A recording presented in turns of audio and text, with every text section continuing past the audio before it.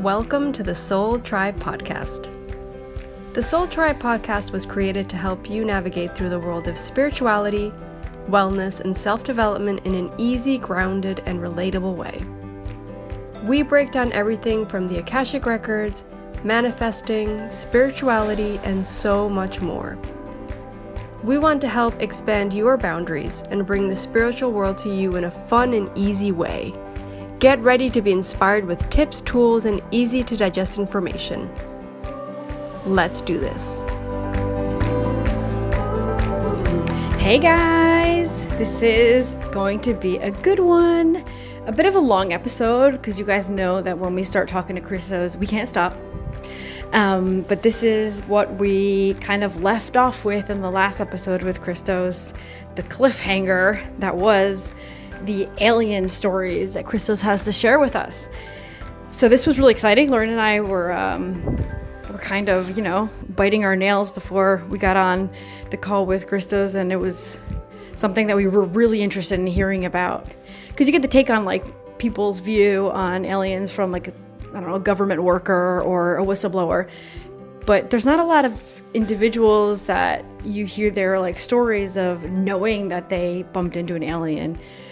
So this was super cool to hear him tell us his experiences and also what he learned from those. So that's why it went on for 2.5 hours, I think it is, the episode, and it would have gone on for way more, but as usual, poor Kristos has a life too.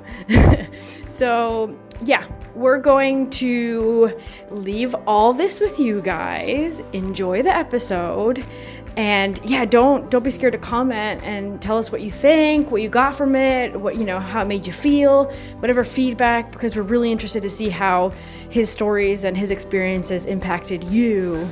But enjoy. I know that I got quite a few people that contacted us and said, you left off with a cliffhanger. Big one. I felt the same way though as well. So it's pretty obvious that you're here to talk about aliens with us. Yes.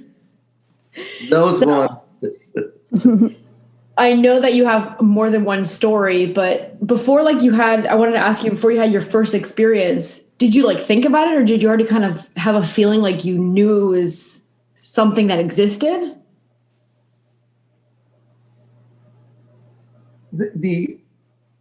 In my thought process, I'm quite a logic person when it comes to spirituality. I see a lot, and it needs to be, just because I see something doesn't mean it's real. A thought form is not real until it becomes manifestation.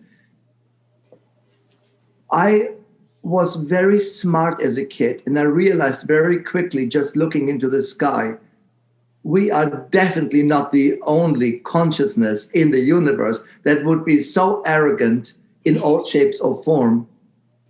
And much later, of course, I had my fair share of experiences with something flew by, something showed up, something disappeared. And in my childhood, late 70s, beginning 80s, when I wasn't a kid anymore, I was in my teenager years, it was very popular, the idea of crop circles. And the whole mechanical invention around it. There were the gadgets, the sonars, all these quite, for today, primitive equipment. And we saw, all these bearded, geeky looking guys running around in circles in these crop circles and picking up something.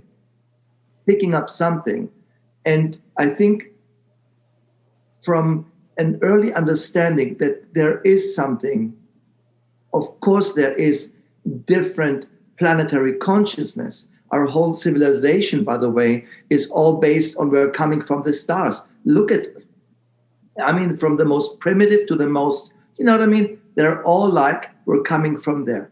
Yeah.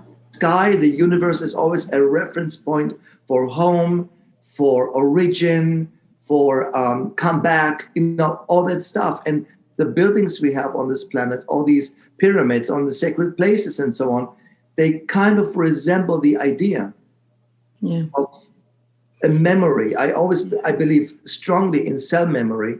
And I think that when a certain trigger point happens, a switch turns on and helps you to bring this memory to consciousness. And when this happens with more people, you see, the collective wakes up, then we're going to have a much bigger access to the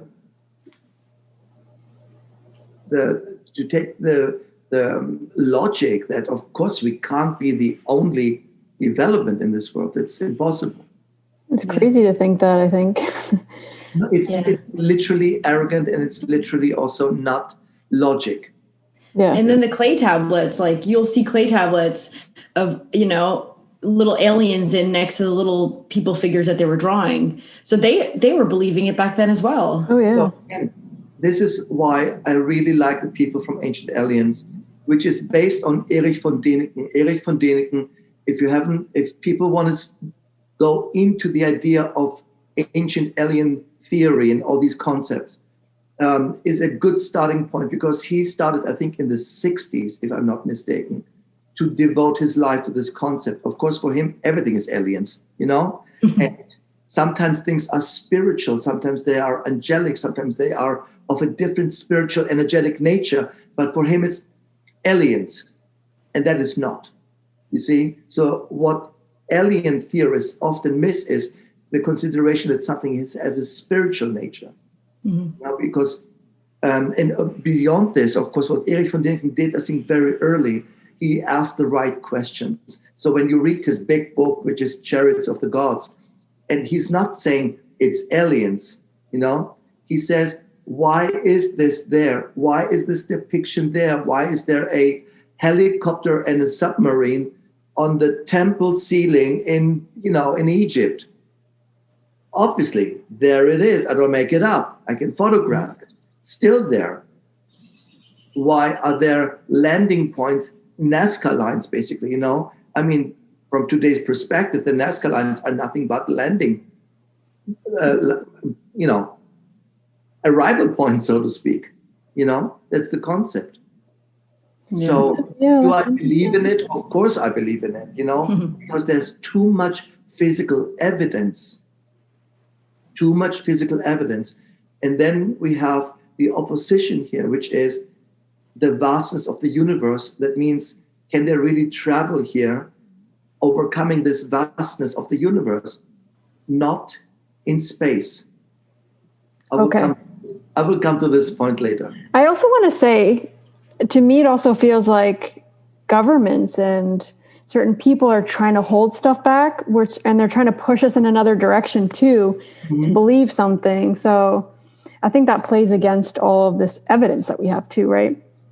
I'm always super, super careful with all these kind of governmental ideas, because the conspiracy theory, any kind of conspiracy theory, is planted by agencies that want you to believe in that theory.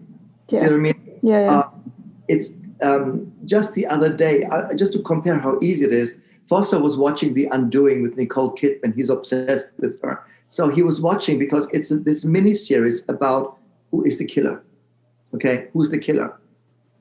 And I'm sure by now everybody saw it. It's pretty obvious who it is. So it was, and the end of the show was exactly who we thought it was from the beginning, you see. So, but the show complicated things and twisted, and everybody said maybe it was the maid, maybe it was the butler, maybe it was the kid. No, it was pretty much the same thing as what conspiracy theory agencies do. They do exist. And their job is to put a theory out there, let some nutcases, nutnicks, and real interested people jump on it, and then let them basically eat on the bone. Yeah. These are all distractions. And destruction maybe, but these are all distractions, you see? Because and it's like to not get us, I think that it's to not get us to see what we really are, and us connecting with that, it's dangerous for them. Look, Lucia, let me tell you right from the beginning, I had a massive fight once with a couple of people not fight. Usually I tick people off quite easy. I enjoy it too, because again, I'm not an academic here, but I'm an observer, and I ask the right question. So if you look at Darwinism, and Darwinism speaks of, which is true in biology, one species goes extinct to make room for its evolution, basically. Of course, there's no dinosaurs anymore. They evolved into crocodiles, giraffes, and God knows what else. Obviously, you can track it back. So Darwin goes so far to say that humanoids come from the ape race, you see. But if the Darwin and biological concept that we are learning still in school, that we are we are evolving as a species, that means that an unnecessary development makes room for the better equipped variation, right? Then if we come from the monkeys and we are the evolution, then why are there still monkeys? Yeah, that's a good question. Yeah. Right? Oh my God, they're yelling and they're screaming. You can't imagine, Oh, yeah. Because it's a spiritual perspective. It's an energetic perspective. And it's also a common sense idea, I don't know if we're I do see how the movement of the bodies and the standing, how the monkey thing would come into play. I think that we have our DNA partially has alien in it already. Well, the thing is that evolution, and that's what nature does. Nature always does a carbon copy print of its original. And I believe that the ape family, the gorilla family, the chimpanzee family are all a safety net, so to speak, nature's safety net of a blueprint in case we ruin ourselves. Which we have been doing for years, right? Lorena, obviously, there's still enough people who don't believe in global warming. Yeah. So nature does something very interesting. Nature provides a genetic possibility for evolution, for the sheer fact of if it's valuable, it will survive. Not in the same shape and form, but it's in evolved form. That is biology. You can ask any biologic PhD person. That's the idea. That's Darwinism, which I partially believe in, of course. But it doesn't make sense to say that's how it works. But, the monkey still decided to be around. It's weird. You think about it that way. Yeah. And it's also very difficult when we talk about an alien idea. It's very difficult for people to understand that we are not the most technically advanced civilization on this planet. I always say, joking around, we're like the dumb cousins or something. There has been one before that, exactly. And that is what I asked very often my guide. I went into a spiritual territory and said, okay, I need some explanation here. What happened? And so I'm referred very often to the flood concept. And my guide said, look at the flood not necessarily as the ocean came and rose and everything was kaput and, 5 people, survived and created what's now population. He said the flood is very much also a energetic consciousness, which basically takes only those who are open and ready to go with that flow, and the rest who resists, therefore goes down. We are in a very similar thing, to say it in a very tragic way, because I know so many health workers, and they say, I have people with COVID who are dying and still say it doesn't exist. Same idea, you see? Same idea. In other words, if you believe it, it has value for you. Yeah. Okay? Nevertheless, there's a denial in our society, and between that society that was technologically, we call them Atlanteans, right? We talked about that last time. So there is evidence for mathematical understanding, which cannot be explained even with today's computers. How did they build this? How did this African tribe in the middle of freaking nowhere know that there is a constellation exactly on the degree that is their home, and say, no, that's where we're coming from? And then NASA, decades later, came and said, we measured it, we ran it through the computer, and it's basically just a difference of 0.1 degree. Wow. Explain this to me. It's, it's online, it's everywhere, it's books, it's documented. And we have so much of that. And I think when you find, and this is now my first little hint into alien development and alien connections, is where you find mathematical evolution, you find alien connection. Numbers are the language of the universe. Yeah? Mm-hmm. Not symbolism, it's numbers. Yeah. It's codes, sequences. And that's what's going to make, wherever we have mathematical breakthroughs, there is some form of a alien element. Look at all these stories of like Tesla, how often he says he's been visited, I mean, and then there's the guy who dreamt of the DNA strain and suddenly said, or atoms, and said, I kind of woke up and that was the idea, Yeah. So when one of us on this world has a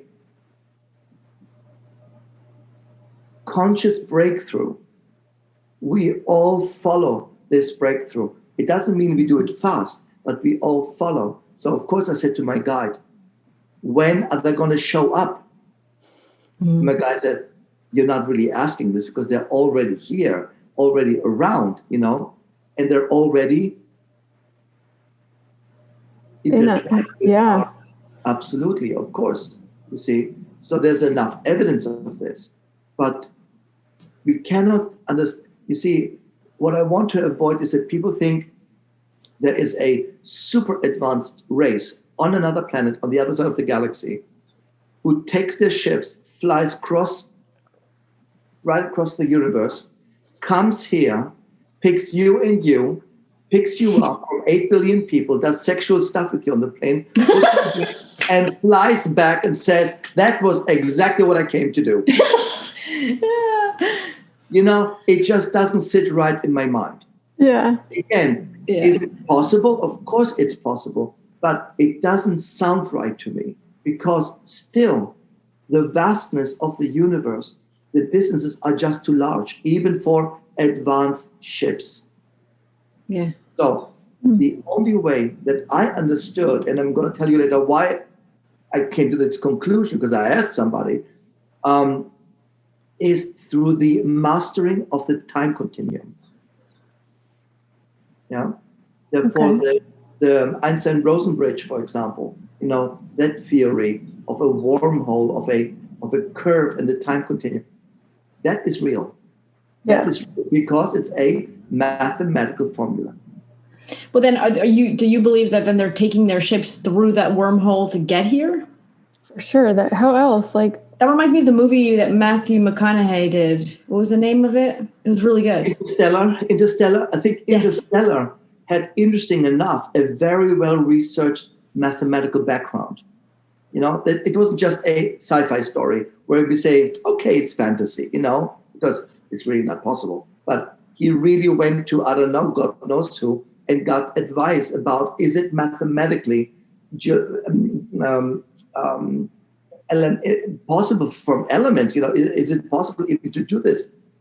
We have the theoretic possibility all written in our history books already. It goes back to Newton, you see, but they were not capable in their consciousness to solve the mathematical formula. But now we have random kids, by the way, random kids who are smart enough to solve these basically between playing Nintendo and going to a concert. They just solve the mathematical problem, so to speak. We have a lot of those. So numbers and calculations with results are the way to understand aliens. Their presence, their travel opportunity, and also, and I asked this guy, I said, what is this UFO thing? Why do they always speed up so fast? We see this now with all the documented stuff that comes out from the government, by the way. Yeah. Right? Yeah, we have it.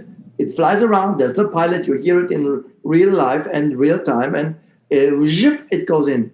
Yeah. That zip is a mathematical formula to activate a time continuum.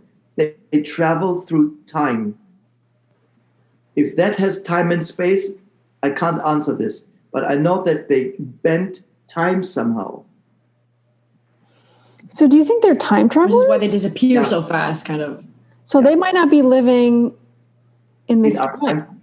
Because also it makes sense, because in the end of the day,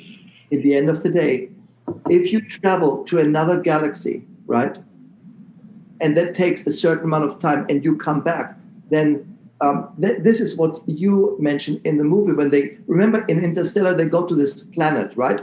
The spaceship is here, then they go down to the planet where every minute is like 7 years. Yes. Right, remember? And then they return after an hour and he's like 90 years old or something. That is, a very astrologic and astronomically a very common idea. It has value, it has merit. And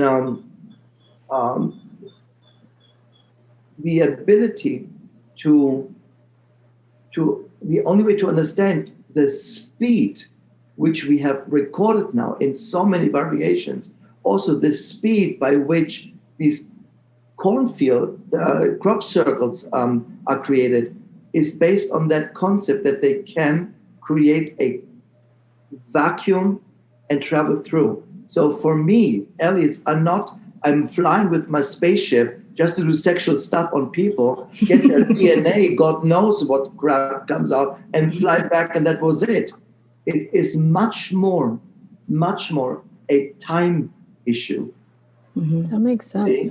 Yeah. It's a time issue. Yeah. So all these pyramids, for example, I'm just saying, we went to the Cheops pyramid. I was in there. The only thing I couldn't really grasp was time.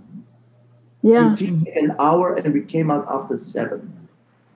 Wow. We did a little pyramid, a replica of for meditation in our garden. Foster got it, of course. When you go in there for 10 minutes, you come out, literally, you look on the clock, it's an hour later.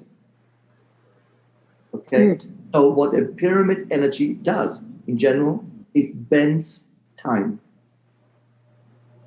Okay? There are many stories and evidence that time stops, clocks stop, energy is refreshed, blades stay sharp, food doesn't go bad. All these things. Just makes me want to put like a pyramid over my house so I have time to do all the crap I need to do in the day. You know what I mean? So I do like the idea of, and I remember meeting this archaeologist who wrote a book called, oh my God, it was a German book. I think it was called the Stargates of Egypt, something like this. He disappeared after a year, so disappeared. But he said, that they found certain devices, he would call it, gates, which seemed to produce a vibration by which you could get into one place and go to another place. Mm-hmm. But the difference was time, that they experimented somehow with things, and it looked older. It looked wasted. It looked used to some degree, that object, so to speak. Difficult to explain, but he said everything that came through or went through, basically in our experiment, looked older than it was 2 minutes ago. Wow. So the alien visitation, UFO, is a time issue. They're visiting us through time, not through space, because the space is too vast to travel, even for super advanced. Even if they do light speed, it still takes a gazillion years to get from one side to the other. Yeah. Mm-hmm. It is what it is. You need some kind of a mechanism to come here in a different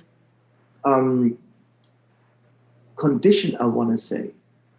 And that's why I could easily identify when somebody was real a real alien or not. They're very different energetically, right? Completely. There is no energy. That There is also no just energy. Yeah, and that also makes me think, because I've seen a lot of like shows, and it was more like Unsolved Mysteries. There's a whole episode on people that were abducted, right? And it's weird because it's like they lose track of time. So that makes sense now. They lose track of time. It's They all insane. say they lose track of time and they show up somewhere else. And they're in a completely different area. There you go. Exactly. Oh, look at it. Research it. Always when there's something alien about, something with spaces, areas which are known for things to disappear, look at time movements. In that area. That makes sense. I went to the forest. I came out. It was an hour ago. 3 days passed. Yeah. Oh, yeah. And they didn't have any areas like that. Yeah. So would that be a portal there? You can call it a portal. Or a doorway, a portal, a stargate of some sort, a field which can transfer you through time. Mm-hmm. With space, again, from what I understood, not yet, because again, it would be too vast, But the idea is that I can only describe it this. The way I understood it was that time is like a cable, and the wires inside the cable is space. And that space obeys to time. Yeah, that's why there's also the idea of bilocation, of course. A very quite well-known phenomena that is documented and happens to very rare people. I think they just by accident tap into this energy. Yeah, there is too much evidence of world maps, guys. There are world maps which can only have been created if you were flying up there. There's no way. Now, did a UFO come, put a guy in and showed him? No. I don't see it this way. What I see is that you can tap into this frequency, and it's basically very close to what we talked last time about. It's an astral experience. Yeah. Mm-hmm. It's an astral experience. Your astral consciousness is zoomed up, so to speak, and you can see clearly the outlines. They draw it. They are in museums, and now we know, more or less, that Columbus did not discover anything. He borrowed that map and just followed it. The story, he got lost and everything. No, he literally followed a map which existed. And these maps are interesting, are without the ice caps. That means that you can see the shoreline of Antarctica. And that can only be possible, first from above, and second from a time frame where there was no ice yet. See? So aliens visit us, of course they do, but they visit us through a time consciousness. Mm-hmm. I wanted to ask you, because you're talking about they come here and they pick these two random people, for example, and sexual experience, whatever. A really good story about that I read was Betty and Barney Hill, right? Mm-hmm. So Betty and Barney Hill supposedly were both abducted, and then they both, many years later, I think it is, which is another common thing. Years later, people remember it. There you go. Look, but they were saying it was part of a DNA hybridization program where they wanted their DNA, so it wasn't a sexual thing. What is your take on that? I read a lot about it, and I saw a very good documentary about it. To me, these two people look, first of all, naturally spiritual in nature. I think both of them could tap very easy into these vibrations. That's what I want to call it. I don't see usually a deliberate tagging on people. I met people because I wanted to see it. People who said, I got abducted, they did sexual stuff with me, and my body has scratches and, this stuff. I went to these groups, listened, I couldn't see it. Usually if something happens, I can see it like a Netflix in your aura. There must be you know what I mean? That's why so many husbands are afraid of me because, oh my God, my wife, gets me scanned by this guy, and it never ends in most cases. But the idea is I went and said, let me see what there is. There's two problems for me. On one side, I know that alien energy cannot be seen. An extraterrestrial entity doesn't have auras or chakras. Clearly. So I know some people who are born like me. They never learned auras. They are like me. They can see it, they can sense it, they can smell it, they can touch it. And when I met them, I said, have you ever met an alien? They said, oh yeah. And they all said the same thing. No energy, no chakras, no colors, no vibe, no nothing. It's like a dress-up doll, basically, obviously talking, but there's no sensation of a vibe, so to speak. Mm-hmm. You see? Because they don't belong in our consciousness. Or energy field. Are there any like famous people that you were like, ooh, this one doesn't have that energy? Not yet. Not yet. But I do see sometimes, interesting enough that you say this, sometimes I see with some people temporarily shifts of their chakras. That means that, chakras, first chakra, second, third, sometimes I see that the whole chakra sequence is pushed up. That means the first is in the second, the third, and the fourth, the fifth. And sometimes I see pushed it up, first in the solar plexus, second in the heart. Oh, wow. Third. So that the chakra, what we know as chakra, is pushed outside the physical body, way into the etheric body. What is that causing them? Either a mental breakthrough, an invention, an understanding, oh my God, I got it, a eureka moment. Yeah. When you say famous people, Tesla had this, for example. Every imagery that I've seen of Tesla, he's not of this world.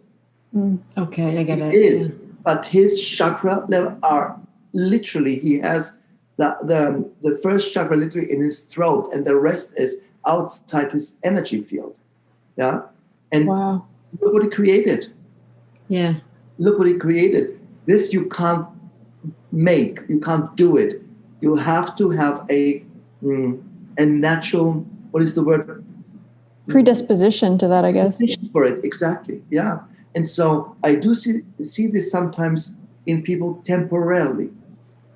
But in my understanding, it must come with some kind of wow moment. Something that is like, did you see that? That is yeah. A moment like this is, for example, when we hear stories or we read about the history of the natives in Mexico, right? When they see ships on the horizon and they can't see them because their brain has never processed an image like this. So they see something come and say, what is that? The brain says, I have no understanding of what it is. This is a breakthrough moment. See? And that happens very often, especially when people take drugs and overdose. Yeah? That's why an overdose or drug abuse with time can force your chakra levels to go so in disposition to your body that you're basically always feeling attacked. I see demons. I see the devil. Jesus speaks to me. I am Mary Magdalene. I'm Moses.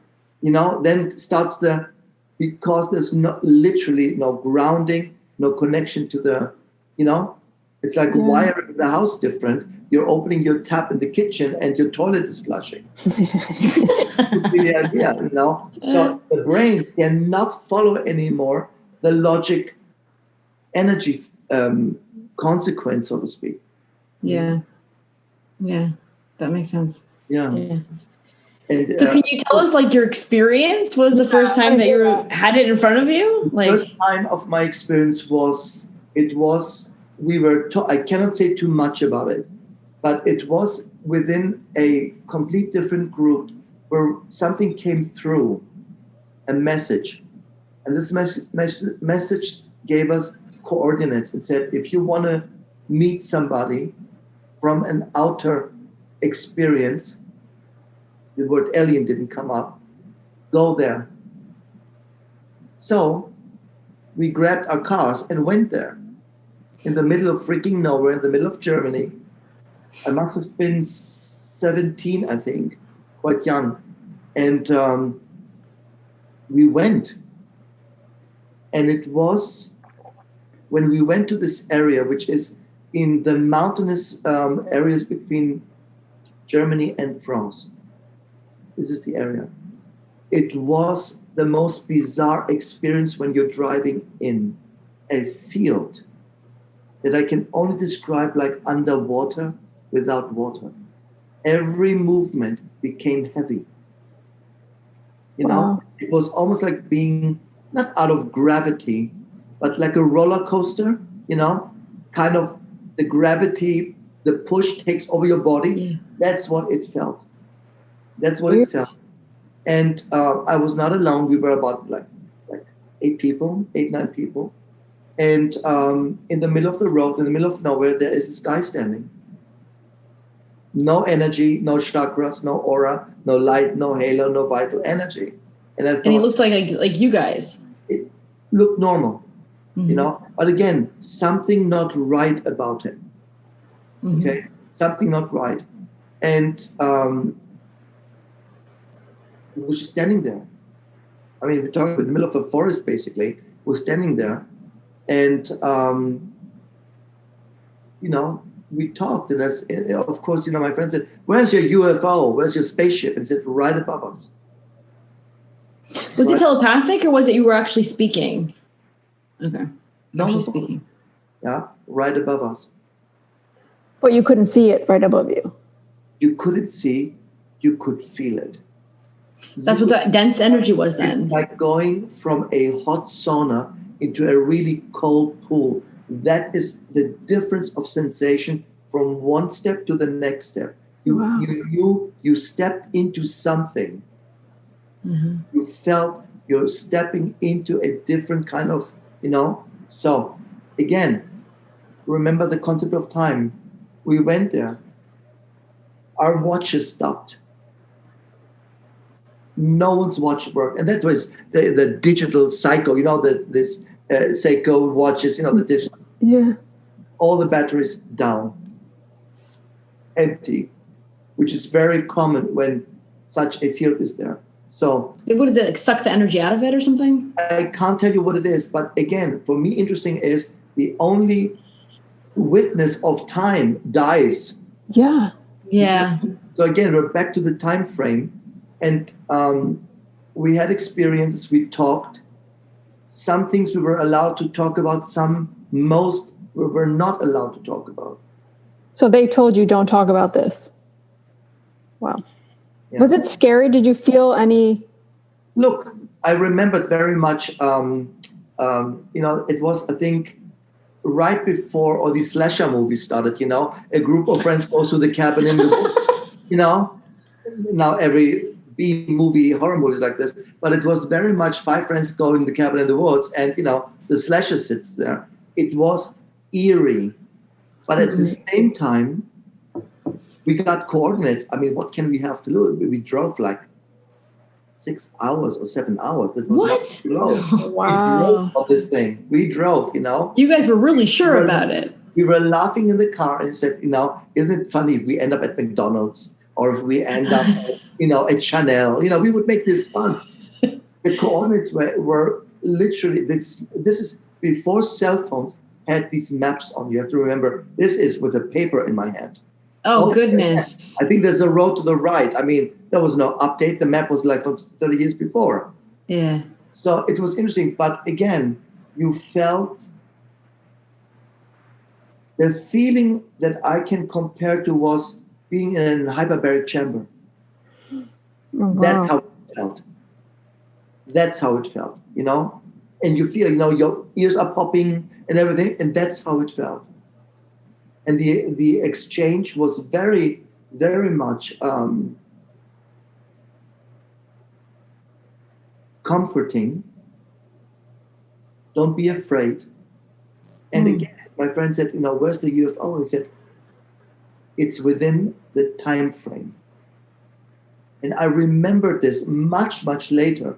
That I thought, I think they don't travel through space because it is too vast of a distance. Even if it's technology, they travel through time. So they are time travelers, not space travelers. So, I mean, I know that you can't share all of it, but what you can share, can you tell us, I mean, was there a specific reason why they were here? They, from what I understood, they were this specific race from many, many, many other races was very interested in galactic or cosmic evolution of mind. So there's a big difference between, well, a small difference, but a massive impact. And what I took from it is, and I said, why are you not showing yourselves? Why are you not? First of all, the collective consciousness is not yet ready to believe. Yeah. When the collective consciousness comes together and has enough members, then you created a morphogenetic field, to speak in biologic terms, right? Rupert Sheldrake always created this morphogenetic field idea. You create enough of a dynamic so that we can respond to this dynamic. Action-reaction is still the universal law. It's defined by law, you see. They can't just show up to a race, which, you know, we can't even agree with our neighbor on our political views or you know, please put the fucking mask on. Sorry to say this, but, you know, put it on. What alien will show up and say, now let me save you? Also, the idea of some groups that think that aliens will come and save us. No, they will not. And also, because somebody in my group asked that, and we're talking about decades ago, and he said, as long you believe that somebody else can save you, you are lost. Yeah. You are lost. Your religion perpetuates the idea Jesus will come, Mohammed will come, angels will come, Satan, Disneyland, Frozen, Pinocchio, somebody has the power to save you. He said, as long you believe that something has the power to save you, you know, which also was the idea of, it indicates that something is wrong, you see? And said, as long you think that something is wrong and that you need fixing, you are detached from your power. And we cannot come in. Otherwise, if we would show up with what we do, you would worship us like gods. You are that fast and willing to give up your guard and just worship us. Oh, yeah. And that's why this is a big galactic no-no. That makes You sense. see, the idea. And so they don't come from space to space. They come through time and say, let's see at what point in their evolutionary stages, you know, we can make them into members of a larger picture. Yeah. Do you believe in the Galactic Foundation? I don't know if I believe in it per se the way it's described, but I do believe that we all share a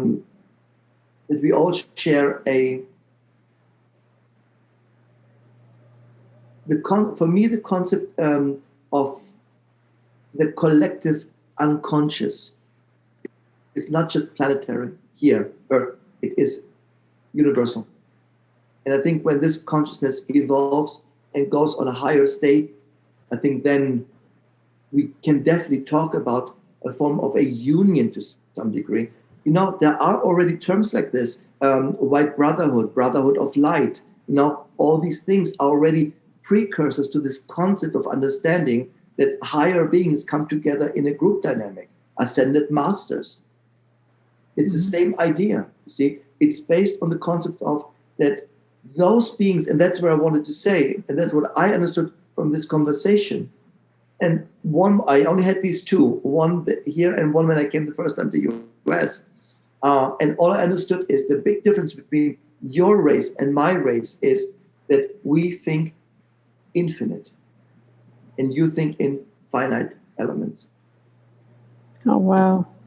Long as we don't believe and think collectively in infinite forms, we cannot connect. And that was so transformative. Of course, I was like 17. I couldn't even understand the concept correctly.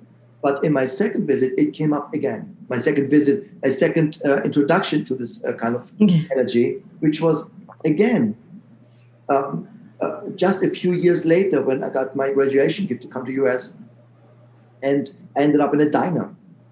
You know, you're in America, you need to go to a diner. You know, you don't need to see them on shows like Columbo and Rockford, and you know, the streets of San Francisco. You know, my mother loved these shows. And you saw that, I said, we're going to go to a diner, it's the most American thing to do. And there's this dude sitting there, no aura, no chakra, no halo, you know what I mean, no vital energy, sits there and watches. So, of course, I sat down and said, where do you come from, and where are you from, and what do you do? He was not surprised. He was not called the police, you know, nothing. So he just looked at me, and he made this gesture like confirming to you. No? Yeah. Like, it's very subtle. And because he felt not trapped, but caught. Yeah. And so he said, we are here to see how, if time is good to you. Again, always when I go into aliens, I go into time. You know what I mean? I cannot stop this time continuum element. Yeah. It's less about traveling spaceships, they're flying, they're coming, they're building, and they disappear. It doesn't make sense to me. You see, it does make sense. But I do believe that in the meteorite sperm theory, I believe that life has started through meteorites and asteroids crashing into planets and so on. I do want to say that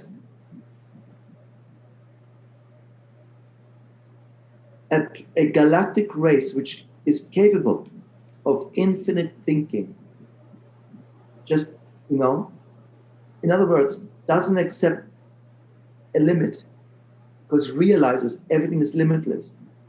I do think that they have contributed, changed our DNA, contributed something and gave it in. It is described, it's an alien process. It's described in the story of Prometheus. Prometheus, of course, steals the fire and brings it to human, which is enlightenment.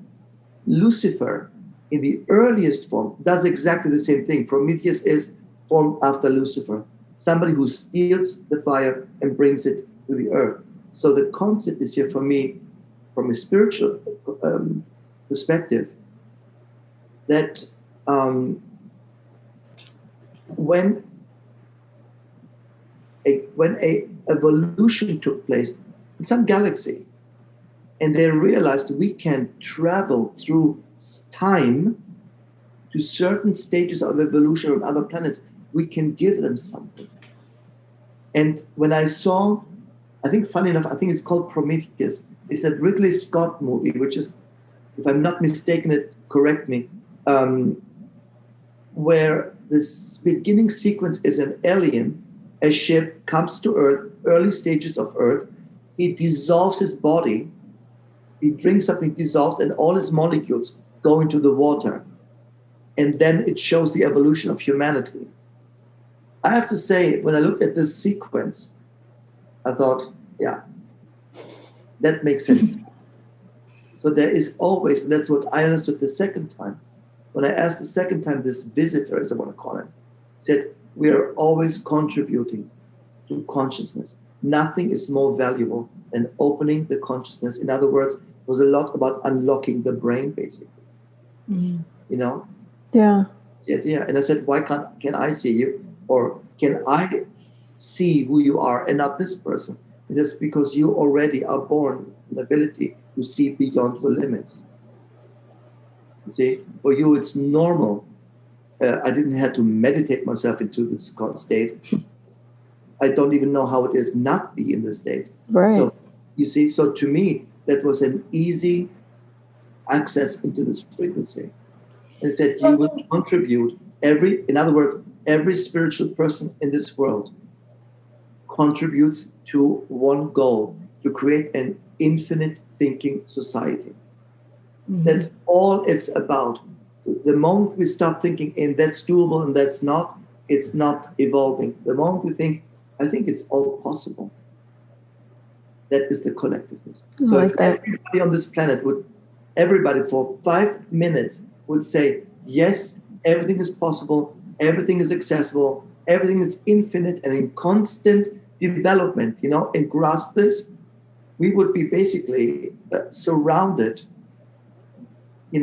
by energies you can't even imagine. Therefore, you see, there's so much more going on. I mean, I got a pretty good insight into this world of alien world, but also I met, in my astral travel, like last time we talked about astral traveling, I met planetary beings who said, we would never come to your planet because the idea of physically limiting yourself and thinking that this is a way to grow, with, I don't mean to be rude, but I mean, it sounds idiotic. See? Yeah. And yet we understand the value of creating a spiritual resistance doing that. That's what physicality is. I don't think I can deal with my life anymore. I want to kill myself. I want to hang myself. All that stuff. And then we definitely do overcome it. We break through. We survive. That reminds me of a meme I saw the other day that was like, aliens pass by Earth, like go to a bad neighborhood, and they lock their doors. You know what I mean? So just because aliens are from outer space and different consciousness, it doesn't mean they understand our planet. Right. Yeah. They don't understand our concept. They don't understand our value system at all. We would consider it primitive in their eyes. They would say, oh my God, how primitive is this race? I feel that. I feel that. Do you know that really alien and this time energy field is very much connected to people who can channel? I'm looking at you guys. When you do channelings in your Akashic realm, you are maneuvering through time. That's what Akasha is, right? It has every event in all time frames. So you're automatically walking through alien territory, basically. You see? Yeah, even when you do a reading, you lose track of time. Track of time. Yeah, it goes like that. Exactly what it is. Exactly what it is. And sometimes me and Foster, we had 2 drives, especially one in Connecticut, and we drove. And, we drove through a certain park before Woodstock, interesting enough, Hamptons to Woodstock and into New York. And I looked at the clock and I said, did you notice that we just lost 6 minutes? So sometimes you are driving through, I call it a time rift. Yeah. Where literally I can look and say, we just lost time, or we drove now for 6 minutes, but 20 passed. This whole time thing lately, I've been thinking a lot about it because it's like accelerating, right? It feels so accelerated right now. Yeah. I wonder if that has anything to do with it. Uh-huh. Oh, I feel so crazy. But what do you think? It feels like I have half a day now instead of a day. Yeah, I feel like what I used to fit in a day were there's 6 things, I can fit in 2 now. It's insane. So I do look a lot into time as a concept of alien research. You see, therefore, I love this whole ancient aliens concept, but I mean, they're banging the drum about alien come, alien here, alien this. And again, sometimes it's not alien, it's spiritual. and that's what they don't consider. It's all, George always says, I'm not saying it's aliens, but it's aliens. He always repeats. And it's the fascination, but again, it's also the dangerous element, because I had a group, when I lived in Germany, I had a group of clients who went with this channel. I heard very briefly of her. I can't even remember the name, so I remember the story, because she convinced them in a channel that they are chosen by the aliens. For this, they had to move to Mallorca, go to a very specific mountain place, and be picked up. And picked up. And people did. They sold their houses, gave up their children's funds. I mean, they literally said, yeah. So, of course, she went into like a freaking nowhere with them, channeled, God knows what she channeled. And interesting enough, there was a Kool-Aid moment. You have to drink something to get rid of the body in order to be picked up by the aliens. Oh my goodness. And I had a client in this group, a smart woman, educated, you know what I mean? Really smart. She said, I don't even understand what happened to me. It was like she started talking about this neurotoxin that we needed to make sure the body can be shed. I'm like, am I killing myself here? And she woke up in that moment. See? Again, it's that fantasy of selectiveness. Yeah? Mm-hmm. You and you, but not you. The Mormons made a whole church out of it. Yeah? I remember so vividly reading as a child about the 144,000 members who will be saved by Jehovah, right? With a golden ship that will come, and so on and so on. And so, of course, I asked my mother's friends who were, in this church. They said, "What's your number?" Yeah. Yeah. What number are you? And I said, I don't have a number. And why are you in this church? You need a number because, there's only a limited amount of. I was a kid and I had this logic already. But it is this dangerous understanding.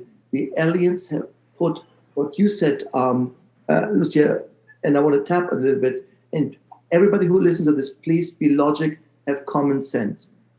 There is no selected, tagged individuals who are being saved for something better. It's not gonna happen. Like Jesus will not come back finished. He's done it once. He's not an idiot to come again. But again, because this time he would be caged at the border and kicked into Mexico, basically. So he's not coming back. It's that fantasy idea of being safe. Yeah.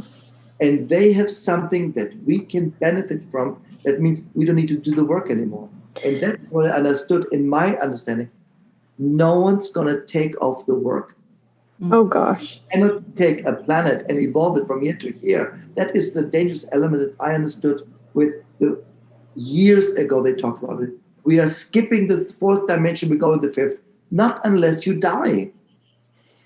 Yeah. Not unless you die. It was a big movement when I was in my 20s. It was a big movement, I tell you. They're still talking about that. Cuckoo, you know what I mean? Cuckoo. Mm-hmm. Does it exist? Of course it exists. Is it accessible? Of course it is. But not at the stage of consciousness we are at the moment. Because it's not only the individual, it's the collective. Right. Yeah, that's important. We are still connected to the collective. Absolutely. What you're talking about really resonates because I've been feeling or channeling lately a lot about empowering ourselves and how that needs to kind of be really important in 2021 because we're giving our power away everywhere. Like, it's crazy. And we all need to find that within ourselves because that's going to help the collective too, right? But that's such a good thing you're saying there. I think people really need to hear that. Yeah. I cannot stress without saying it's wrong.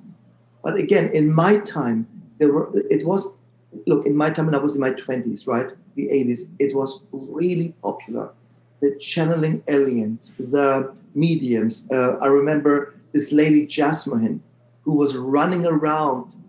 I don't even know if she is still but she was absolutely convinced that you can live from prana. So she would run around and say, you can burn all your karma in 30 days or something. And in stages, you would remove food and then water. Wow. You can suck on your finger if you want for the rest of your life. It will not burn your karma. No. You see what I mean? Because karma is not even a real thing. But that's a different story. Yeah. It's a very different understanding. But again, she convinced people, and I know people who followed the idea, I want to be pure, I want to be clean, I want to be something better than the rest of the world. And this is what bothers me, especially when we talk about aliens, because people say we are selected, we are chosen. Okay, drink this because we have to shed the body. You nuts.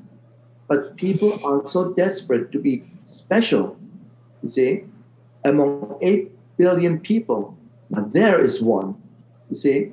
This is the whole, I have people who say, I'm possessed by the devil. And I'm really,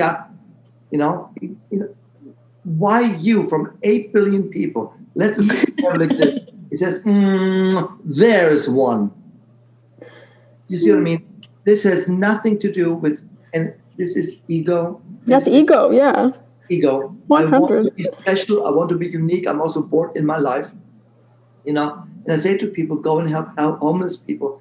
At least do something productive with your life instead of sitting there thinking the devil chose you.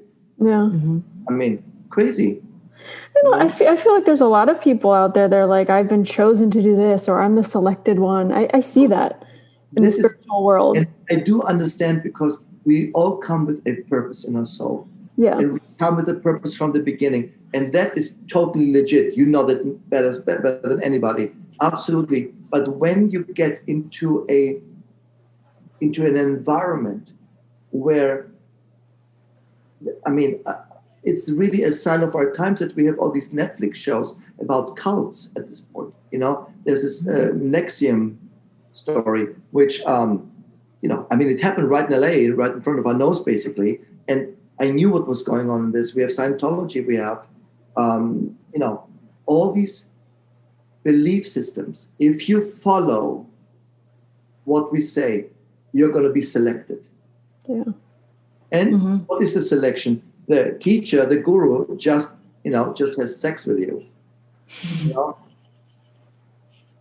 It's the arrogant, egotistic need to be special. That's all why. Because I always ask women, why would you even do that? Well, it gave me a great feeling, idiots. All idiots. What's funny is I've never been able to understand that. I remember even when I was little, I was like, I want to be the person in the room, like, yeah, I like laugh funny and things, like I laugh really loud, but I always wanted to be the person in the room where you couldn't pick up that I was there. Mm-hmm. Like I want to be able to be in the background and do my own shit and be left in peace without somebody bothering me. So I never really understood like wanting to be famous or stuff like that. Like I never got that. Very often, let's stay with the alien idea. Aliens, for me, is with time. But also when we talk about aliens, we have to talk about channeling. Because that is one of the most dynamic forms of communication we have. There is no stone plate or an orb which comes and talks to us. Unfortunately, I would love that. There is channeling. That means some of us have incarnations in other worlds. The only way to physically travel to another galactic frequency physically is you've got to die here and choose to be reborn there. That's the only way. Mm-hmm. That's the only way. So, is this the only planet of incarnation? Of course not. That's what we said at the beginning. It would be crazy. That's the only place in a gazillion and gazillion of planets. Let me hang myself up right now. Crazy, right? Kool-Aid, give me the Kool-Aid, But the memory of being on other planets, having a different value system, we find this now collectively. And look, the movies that became really popular, Star Wars. It was so badly made. Let's be honest. The first ones, You know, I've never watched it. I've never watched it. my nephew was obsessed with him, and he was like 6, and I just put it in front of him to be quiet. You know, he wasn't into Disney, but he wasn't into that stuff. I couldn't believe it, and I thought, why would such a great community, a big community of people, be so obsessed with it? Memory, cellular, planetary memory. So we do carry alien DNA, some of us, in our system. We do, because we had an existence on this planet. You don't think that all of us do? You think some of us do? Some, yes. Oh yeah. What would it be like? I've heard like from the tablet stuff that it's like 2% or something like that. No, I don't know about percentage or an amount, but I do think that when I stay only here, if I look at people like, you wanted famous names. If I look at people like Amy Winehouse, Marilyn Monroe, James Dean, when I look at them and I got familiar with the idea of past lives, I couldn't see one past life in them. That was their first incarnation here. That's what Really? Yeah. That means, look at them. They are reckless. No concept of right or wrong. I'm going to drive like crazy. I'm going to take my clothes off. I'm going to drink. I mean, it's all exaggerated in a short period of time. These are first-timers here. But what I can see is also that they are from a different consciousness experience. You see what I mean? They have outer exoplanetary lives, and they say, I got to get the hell out of here. So there only can be a part of memory that says, this is way too limiting for me, and what was I thinking even coming here? See? Mm-hmm. So they're basically banging themselves through an incarnation, reach as much as possible in the shortest period of time, and out they go. You see, not much is written about this. The first-timers. Yeah. First-timers, and I think, why would you go that crazy? One time. Never had an experience. Want to test out the limits. Mm-hmm. Oh, boom, dead. Oh, tested it out. See? And so the idea is here that we find memory in art. A filmmaker is nothing else but a channel, of course. A writer is nothing else but a channel. So we go into Asimov, of course. We go like Avatar, for example. Absolutely. And I remember when I was young, how massive Star Trek was.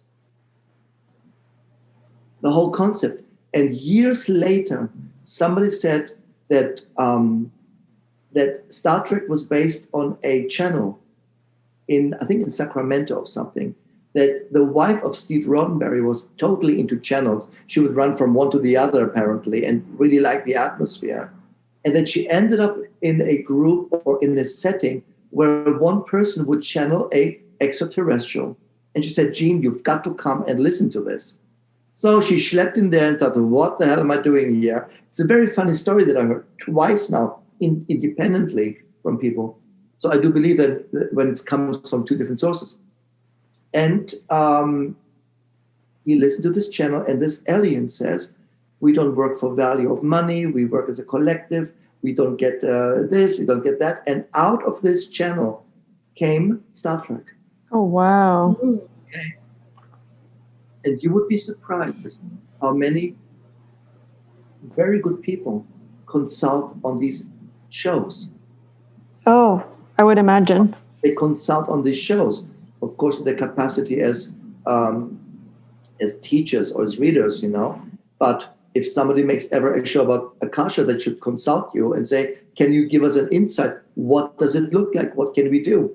So when consultancy, spiritual consultancy happens in art, especially now with movies, right? Every horror movie that is worth its money, it has a spiritual consultant. It's not just, pea soup and, the devil, but real, a real understanding of ritual, if something is. You find real consultancy, which means real spirituality lived every day finds its way as an advice or as a counsel into the art, which again reaches through the television, through the, It reaches. Yeah. There's a very good movie which I found fascinating with the dumbest title, It's called A Last Song. Who is it with? Who's in it? It's just two people. It's a very small budget movie, but excellent. It's something like The Last Song, I think, or A Sad Song, something like this. And it is about basically a depiction of an ancient medieval ritual. It's called the Abramelin ritual, where at the end of a long series of initiations and rituals and very exhausting elements, you see your guardian angel and he will grant you a wish.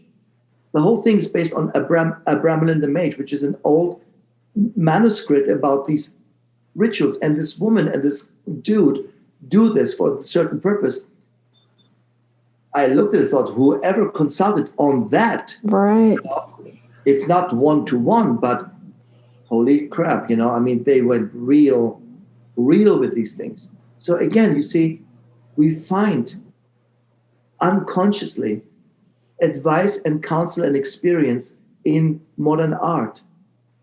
Somebody says, I want to make a movie about this, about aliens, about channeling. What can we do? And now we have documentaries, of course. Now we have people, the internet, who are daredevils, and they go and find all kinds of informations. Mm-hmm. See, the problem is, again, a lot of these informations are planted. There is a group who wants you to believe that stuff and say, just throw them a bone. They're going to nibble on it for the next decade. That's all they do. See? So there is a master manipulating group that manipulates all the conspiracy groups, and they don't even know. And it feels that way. I have a title for them. I have a name for them. I know how many are involved in this, and that's how much I'm going to say. Okay, well, now we talk about that. I'm going to ask you, I watched on Gaia, I watched a interview with a guy who worked at the Air Force, one of like those bases, kind of like, not Area 51, but one of those like kind of bases. Yeah. And he talks about this thing called the SERPA project. So he says that he also met up with some other guy who had also worked in the forces, and they had the documentation that showed that the Roswell crash, the Ebens, so it was Ebens supposedly, or at least supposedly the Air Force or the government calls them Ebens, and they're like a form of grays. Uh-huh. They were the ones involved in the Roswell project, and one of the Ebens survived, and they call him Eben 2, is what the guy was saying in the interview. And Eben 2, they did like an exchange project where Eben 2 stayed, and they picked supposedly 12 individuals who went back to the Zeta Reticuli planet, uh-huh. And kind of, it was like an exchange, like does he say how? It's supposedly a ship, but the guy only read documentation. I don't remember if he talked about like the form of travel. There is no ship. Even if they got a ship and started flying, it would take 1 billion years to get to the planet. There's going to be bones and dust. It doesn't. But what about the crash with a UFO? Like, what about all the stuff they find? Yeah. Can't that ship go through a wormhole? Yes. So let me give you a different idea here. Roswell, the beginning of Roswell, the public mentioning of something is happening, and the beginning of the art of modern conspiracy theory. Okay? Mm-hmm. It's just that. It's just theater to distract from something that was obviously in front of our nose for so long. What was in front of our nose is the inclusion of technology, the development and the speed by which technology took place. This technology, guys, comes from our ancestors. Again, we are not the only advanced technological society. There was one which was more and one before which was also more. Mm-hmm. All right? So this technology, so powerful, must be because they started creating a whole fantasy around UFOs which come and crash, of course, right here. And then comes the whole conspiracy element. It was a balloon. It was just nothing, and so on. You see? So there is a fabrication around this. I looked at all these videos and all these, they're lying. It's clearly a lie. But the lie covers up something much more important, that aliens visited us in our early stages of our evolution and sped up our technological understanding. And the technology was here all along. And now we're getting to that place of saying, now we find places which are older than the pyramids. Yeah. No? Now we find elements which should not be able to exist, but here they are. So they, again, it's a very time-wise slow evolution, you know what I mean? But I remember, I can't even say anything too much, but I remember in Germany there was a guy I met, very interesting guy, who had, I don't know how, super deep access to all these conspiracy groups and beyond that. I don't know how he did it, but all I remember is that he discovered so many things. I couldn't even make sense of it. But there was always a black car outside his shop. And I said, what is this car? He said, oh, that is the, we would call it the FBI basically, or the CIA or something. The men in black, he says, they're always there since I'm writing my books, and all his books became, got on the index, on the forbidden list of Germany, which were all conspiracy books basically, But he tapped into something that I understood very well, that there is a whole mechanism of distracting, you know what I mean, from what is obvious. And that's what I understood in my years of channeling, of asking, of research, again, museums very often. I think that these technologies have been here all along already. At some point, all along already. That the only power is the power of time travel. Basically, time that rules space somehow, in my understanding. And that means whoever has the power to create a time portal can change, you know what I mean? Yeah. That's what it is. It's powerful. That's what is the power. And so there are two dynamics.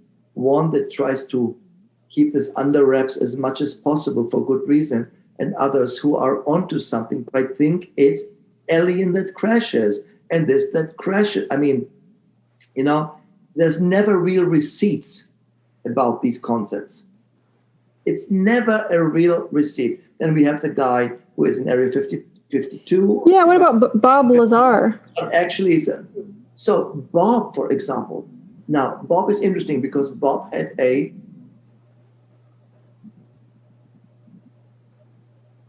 Bob was trapped. It's part of this Philadelphia experiment concept. When I looked at Bob, there's videos where he talks about it, right? I believe every word he says. Oh, I believe him. I believe he doesn't seem like a liar. He's not a liar. He talks about a real experience. He's also traumatized by the experience. Oh, yeah. But it's a time travel. He says he sees like an alien. He thinks he sees an alien, and there's parts, and then he's describing the parts of the ship and the technology and stuff. Right. Through a journey of time, which means somehow, again, they use the linear time element to move materia. Now, I'm not a dumb person, I'm quite smart. Even I can't understand this yet, but this is how I see it. Materia is wrapped in time and pushed through a specific directive, back and forth. Do you think that a time traveler always knows they're time traveling, or do you think that the consciousness is just taking it to a different place? Like, did Bob, if he was a time traveler, did Bob know he was a time traveler? No, Bob was physically there, and he realized I'm physically in a different place. But you mean like after the event? He says, I'm not on a different planet. I am on Earth in an evolutionary time frame. It's a different year element. You see? He says that. I missed that part. He says that. Yeah, he says, I was on Earth. I think I missed that part. From what I I have to watch it again. Because if I understood it right, of course, again, sometime when I saw it, but he talks about the evolution of Earth and what happens. But he talks also about the involvement of aliens and so on. But still, the main key here is his experience through time travel. The Philadelphia experiment, which is very well documented, because Einstein and Schopenhauer and Tesla were there, because they are the masterminds of energy and understanding. I think they managed somehow to accidentally create a time warp. And since that time warp, I think we have more alien activity here, because somebody on this planet managed to activate a door that we use to travel back and forth and have experiences. But Bob's experience is real. So, but he doesn't consciously remember he traveled then. That's what I'm trying to understand. Oh, I remember. He remembers it. He remembers it. He says, I was in a different time. I was not daydreaming. I was not astrally flying around. There were no angels, no trumpets, no harps, no clouds. I was in a different environment. But he, basically from what I understood, says it was Earth in a different time. Man, I got to watch that again. I don't even remember that. Isn't it a little weird that they didn't get rid of him yet? If he knows that much. Well, the government was completely against him. They were trying to. They went to his house after he recorded something, and they didn't even have. They backed up stuff. The three of us, okay, send it out there. How many people do you think they're going to say nutcases? Lots of people say he's crazy. No, so easy. But then, yeah, but then he's on Joe Rogan. Do you know what I mean? He's talking to Joe Rogan. He's talking to him, and it's like, okay. Oh, I didn't know that. I have to hear that one. The thing in Bob Lazar's story is he never changes his story. Ever. It's literally, and Bob, did you have pizza? I said, dude, there is no such thing as pizza there. No, he always remains within the vicinity of his own experience. It says, and suddenly we were back. Fascinating. I have to watch that again. Yeah. And when you go to Montauk, where the whole thing took place, in the Hamptons, Montauk and the area around the water is eerie. People love it because it's, of course, the Hamptons, and people are rich and, drink and smoke cocaine basically all day. But, at least when I went, they did. But it's an eerie atmosphere. You can feel that something strange happened there. Something strange happened there. What about Mount Shasta? People talk about aliens going to Mount Shasta, or it being a portal, I guess, or something. Yeah. Have you been there? Yeah. What's your feeling there? Mount Shasta is a natural vortex. That's it. Okay. That's it. It's a natural vortex. Some are man-made, some are natural. Again, Mount Shasta for me is a very highly spiritual active place. That's the idea. So it is a place like, now it's forbidden to go, to climb it, but Uluru, for example, in Australia, it's a piece of rock that doesn't belong there because there's nothing, same idea. So these are natural vortexes. Yeah.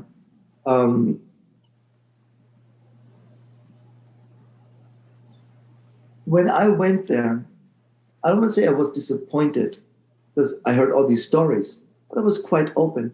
More than anything, aliens, more than anything, I found spirituality there. Spiritual active places, vortexes, door openers, that they can be used by aliens. Absolutely. Of course they can. See?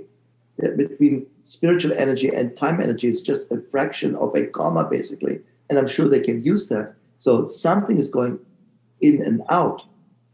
There is no question for me. But again, in the alien theory, it's always the aliens. The aliens are better, are faster, are quicker, are smarter, and can, not necessarily. It's not always aliens. It's also a much more diverse spiritual community, we would want to say, in this world. That is the idea. I feel that.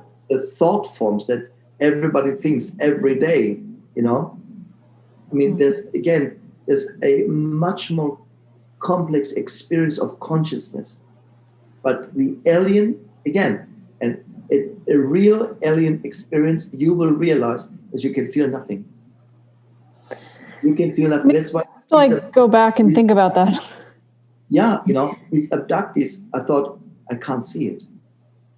So either they make it up, or it's because I can't see alien energy being active. There is none of that stuff, you see. But do I believe people who got abducted? I do believe them, because they always share the same story, that they've been transported through a space. Yes. And that means their astral body, this is purely an astral experience, is being pushed up. Their emotional body is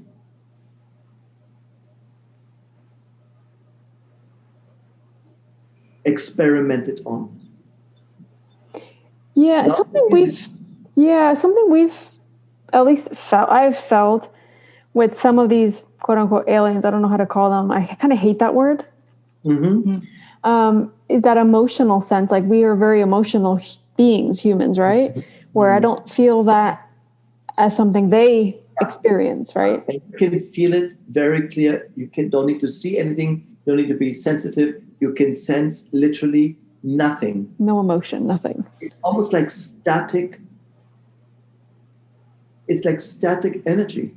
I'm so emotional. Thinking about having emotions makes me emotional.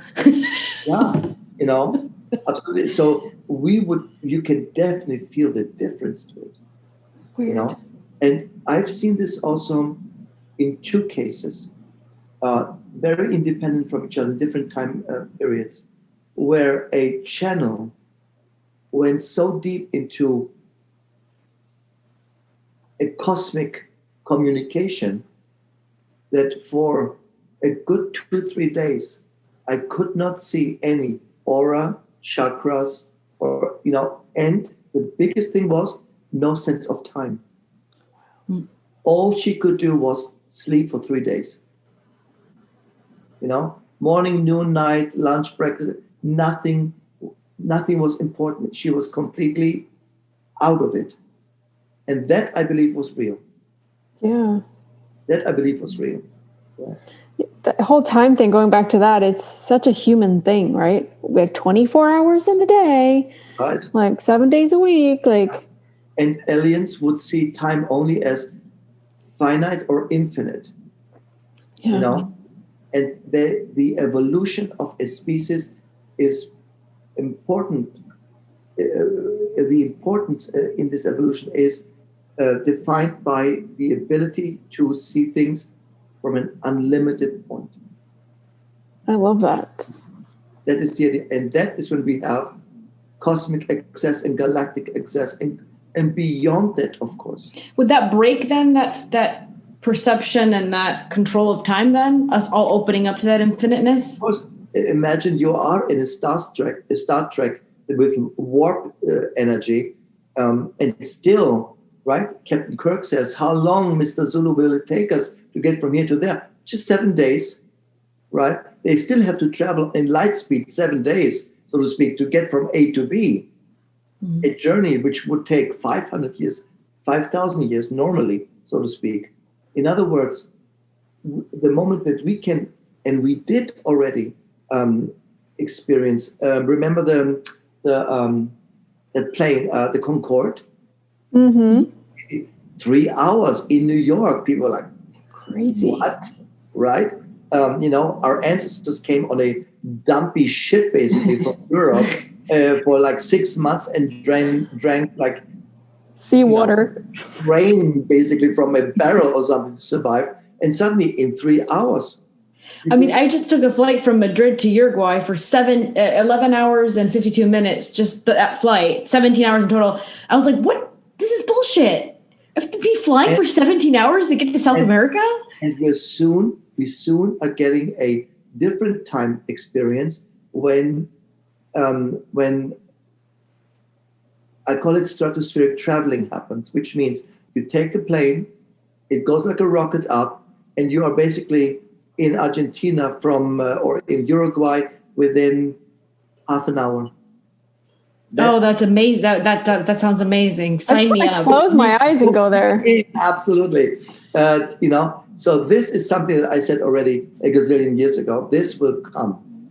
And I always saw through the account. In our lifetime. Absolutely. Absolutely. I see in our lifetime that we will travel, and also they will manage to create replicating machines of matter. That means all these, creating a burger out of energy is happening. I can feel and I can sense it, but it can only happen because it existed already. If humans developed it, or aliens developed it, or human in connection with the gods, remember? The gods were all here. So what if the gods were actually our ancestors and said, let me speed up your process a little bit, And we did that. Again, my guide always said, you give your own race too little credit. You think you are like this monkey which decided one day to stand up and, happen to have a cell phone in his hand now and think that's TikTok is the evolutionary pinnacle of your existence. There have been very exciting, very highly technological understandings before that. But it gets lost because of destruction, because of... Is it possible that it's also a collective decision to kill it all down, to reboot it again so we can have the experience and expand even more our souls as well? Sure. You just need enough people to say, possible. And the moment they cross this threshold of possibility, it has to materialize. Is it possible to run 100 meters in 10 seconds? Yeah, because somebody did it in 11 seconds. Somebody did it in 15 seconds. Now we have somebody, Usain Bolt, who ran it in 8 seconds. Mm-hmm. So the collective world says, do you think it's possible to run this in 7 seconds? Possible, because we've seen evolution in time of physical ability to deal with gravity. Look how we age. Look, I'm 52, and I've seen pictures of my father at 52. Not good. I was just talking to somebody about that yesterday. Mm-hmm. Yeah. I was like, it's different now. It feels that way, at least. We age completely different. Yeah. Oh, yeah. It's not like we're all healthier. And we're talking about, well, it depends what you put in your body. But you understand, the idea is, of course, and one thing of alien energy is that there is no such thing as an aging process, at least not the way we would perceive it. I mean, some of them supposedly live up to 500 years. Infinite. Again, when time plays no role. Look, let's go a step further here. If no one ever on this planet would have convinced 10 people that death is a real thing, do you think that death would exist? Or, in other words, asked, is death just here because we start believing in it long enough that we created death as an experience of getting in and out of body? Well, that reminds me a little bit of access bars. When I studied that, at one point the teacher talks about a point we have in our head and the access bars thing, where it's it works with your subconscious belief of aging, where you only age because you were told you're going to age, and so you just age. Yeah. Right? It is it's principally how the brain works. The brain doesn't care. You know that if an experience is real or imagined, it will react to it. Yeah. So if you tell a society long enough that the government is hiding information from the population, then just take 10 people, 20 believe it, 30. Now we have a whole slew of people who think, without any shred of receipt. I believe that, though. I believe the government knows a bunch of shit that we're not being told. Absolutely. But they realize, and again, what I see and what I've seen my way is I've seen groups of people who know the truth. And the truth is that we are the aliens. We have been these aliens. We have been this advanced race, which basically, for for whatever reason, decided to, put a stop to it. We call it Atlantis, we call it Lemuria, we call it all kinds of things. But trust me, we are not the most technologically advanced society. Mm-hmm. Absolutely not. Absolutely not. And we will not remain the only one. You know what I mean? I know we got a little off track, but like that guy at the diner, what did he tell you that you could tell us, or if anything? He told me a lot, or he revealed a lot of what I just telling you. That for them, space is not as relevant as time, and that these vast journeys, so to speak, can only be accomplished by an understanding of how to bend time. Yeah, because if they would do it, which is logic, in the space continuum, they would. I mean, by the time they arrive here, it's like they're atomized, so to speak. So I try to simplify the concept because it's hard for me to wrap my mind around it without becoming academic now. And I know people will come and start and say it's totally different, but this is how I perceived it, and that was the only way to understand this guy. It was purely through my emotion. Funny enough, there's this totally emotionless guy. I mean, very Mr. Spock. Logic, common sense. Why would you do that, and why would you ask this? But what I realized is that they are absolutely. That he told me that his world just reached a moment where they crossed the threshold of limit to unlimited. Oh, wow. And the moment they crossed this, the whole society changed. There was basically, clarity, transparency, openness, and they changed the society rules. And the rules were, we don't need, in our words, we would say, we don't need money. You see, so I want to make it very simple why I'm saying all these conspiracy theories are important to distract from the fact is if we realize that we don't need to pay for energy, that we can grow our own food, that our bodies are capable of nurturing themselves, or worse, we don't need to physically die if that is something you choose. Then what about sickness? I was thinking about this with the whole COVID thing happening, and I've been channeling things from the Akashic Records. I've been thinking, what the fuck? Why does disease still exist here anyways? We didn't sign up for disease, did we? Every disease on this world, every disease, especially a collective disease, is a speed up process. Mm-hmm. People get sick in order to speed up an experience. And basically, we could say the last 4 years were a way backwards to some degree. I'm just leaving it there. And nothing evolved enough. So the virus says, I got to get you all sped up to a place because this is not going in the right direction. And again, if you see at administrations in various countries of this world, Poland, no women's rights basically because you can't have an abortion anymore there. What is going on? No gay zones I hear about. Of course, we had here, Mr. Looney Tune, basically, thinking about an America 50 years ago. We're talking about an America right after the war, and that's what he considered was great. So again, look how unhinged the world became. The virus came, says, stay all home and get a grip on yourselves. Yeah.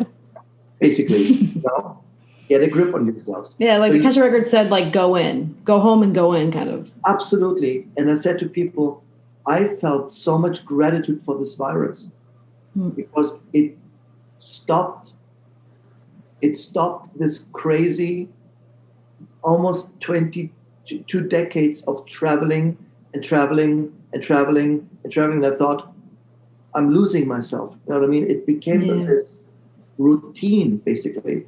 And it was a blessing for me. But I see from a larger point, every illness speeds up consciousness. And look at the Spanish flu. Look what happened after that. Look at the evolution right after that. I didn't check what happened. Vaccines, medicine, surgeries, atomic bombs, in a short period of 30 years, look at it, what development the world made. So I'm expecting after COVID exactly the same thing, you see, and it will. So, you see, if you go to the medieval times and look at the pestilence period, look right after what happens.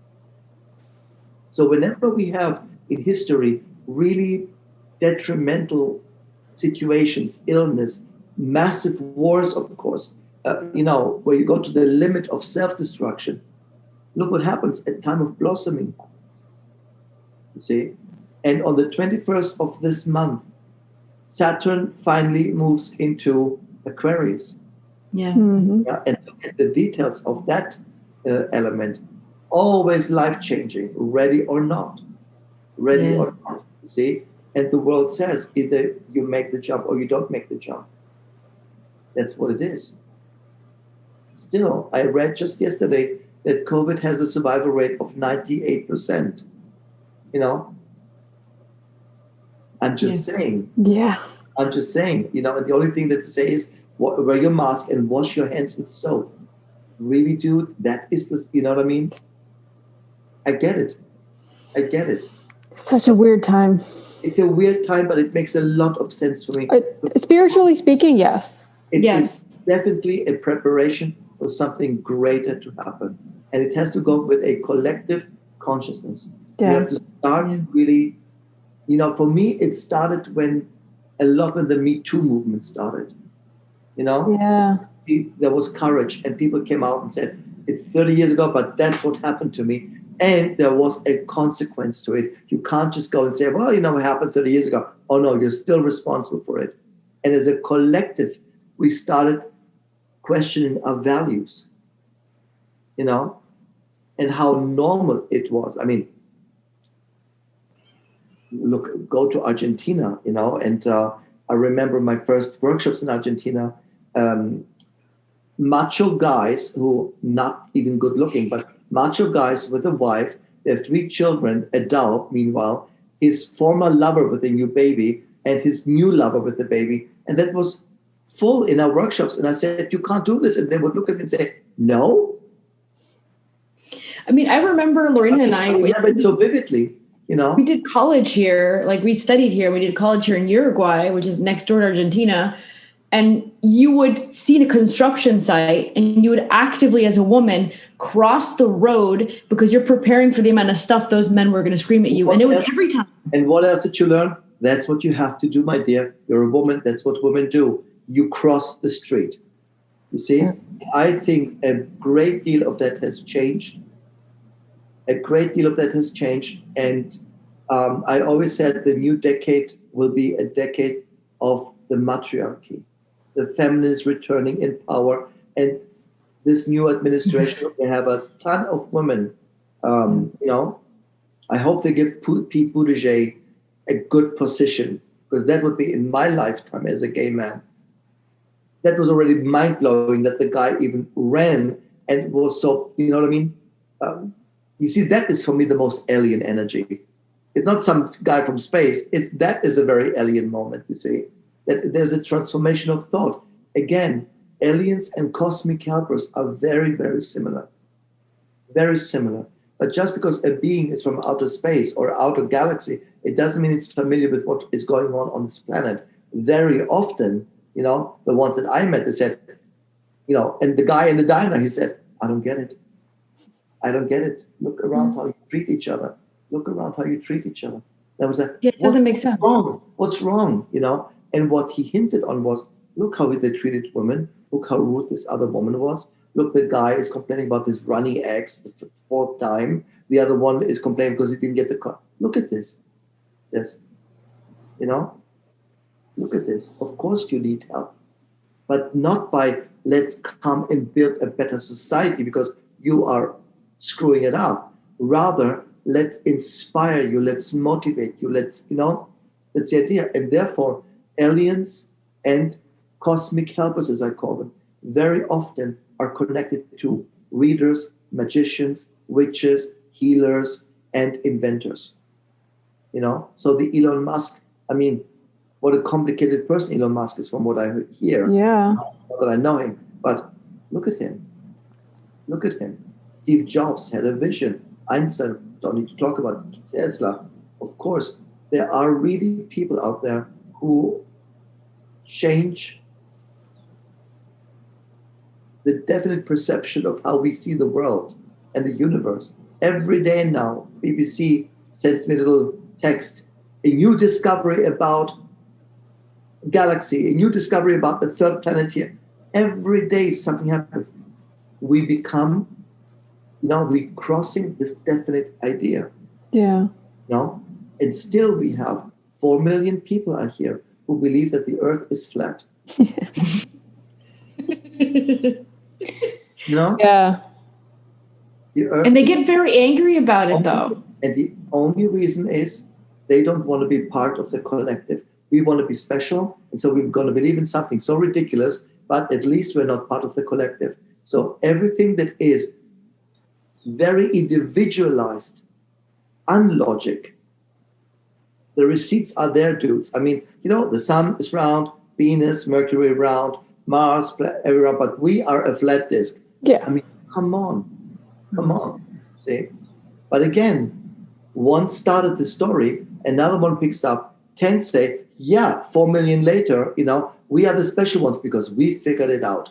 And it's not about they figured out anything, they just want to be special. That's all it is.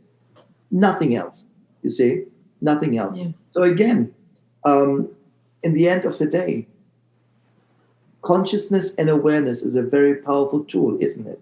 And when it comes to alien energy, if you want, people always say, how do I channel aliens? By reaching a point of everything is possible. Mm-hmm. You cannot have limits, so to speak. Talking about aliens and these kind of channels, if you read to this day, if you read Jane Roberts. Oh, I've started reading Seth material. Yeah. So real, because the woman itself was dumb, by the way. I mean, she was not the smartest person on the planet, like Edgar Casey. I think he had an IQ of 90 or something. I mean, again, not the smartest person, but once connected, what came through is almost mind-blowing, which means crossing the boundaries. Mm-hmm. See, crossing. I remember the first book of Ramtha. It was in German, a white book with a white spiral, no title, and we knew that is the Ramtha book. I don't even know the lady who did it, but this Beverly Hills looking housewife basically sitting there and channeling this incredible consciousness. Only once in that period of that white book, so to speak, she was connected to it. After that, I don't know who she talked to, but it was not Ramtha anymore.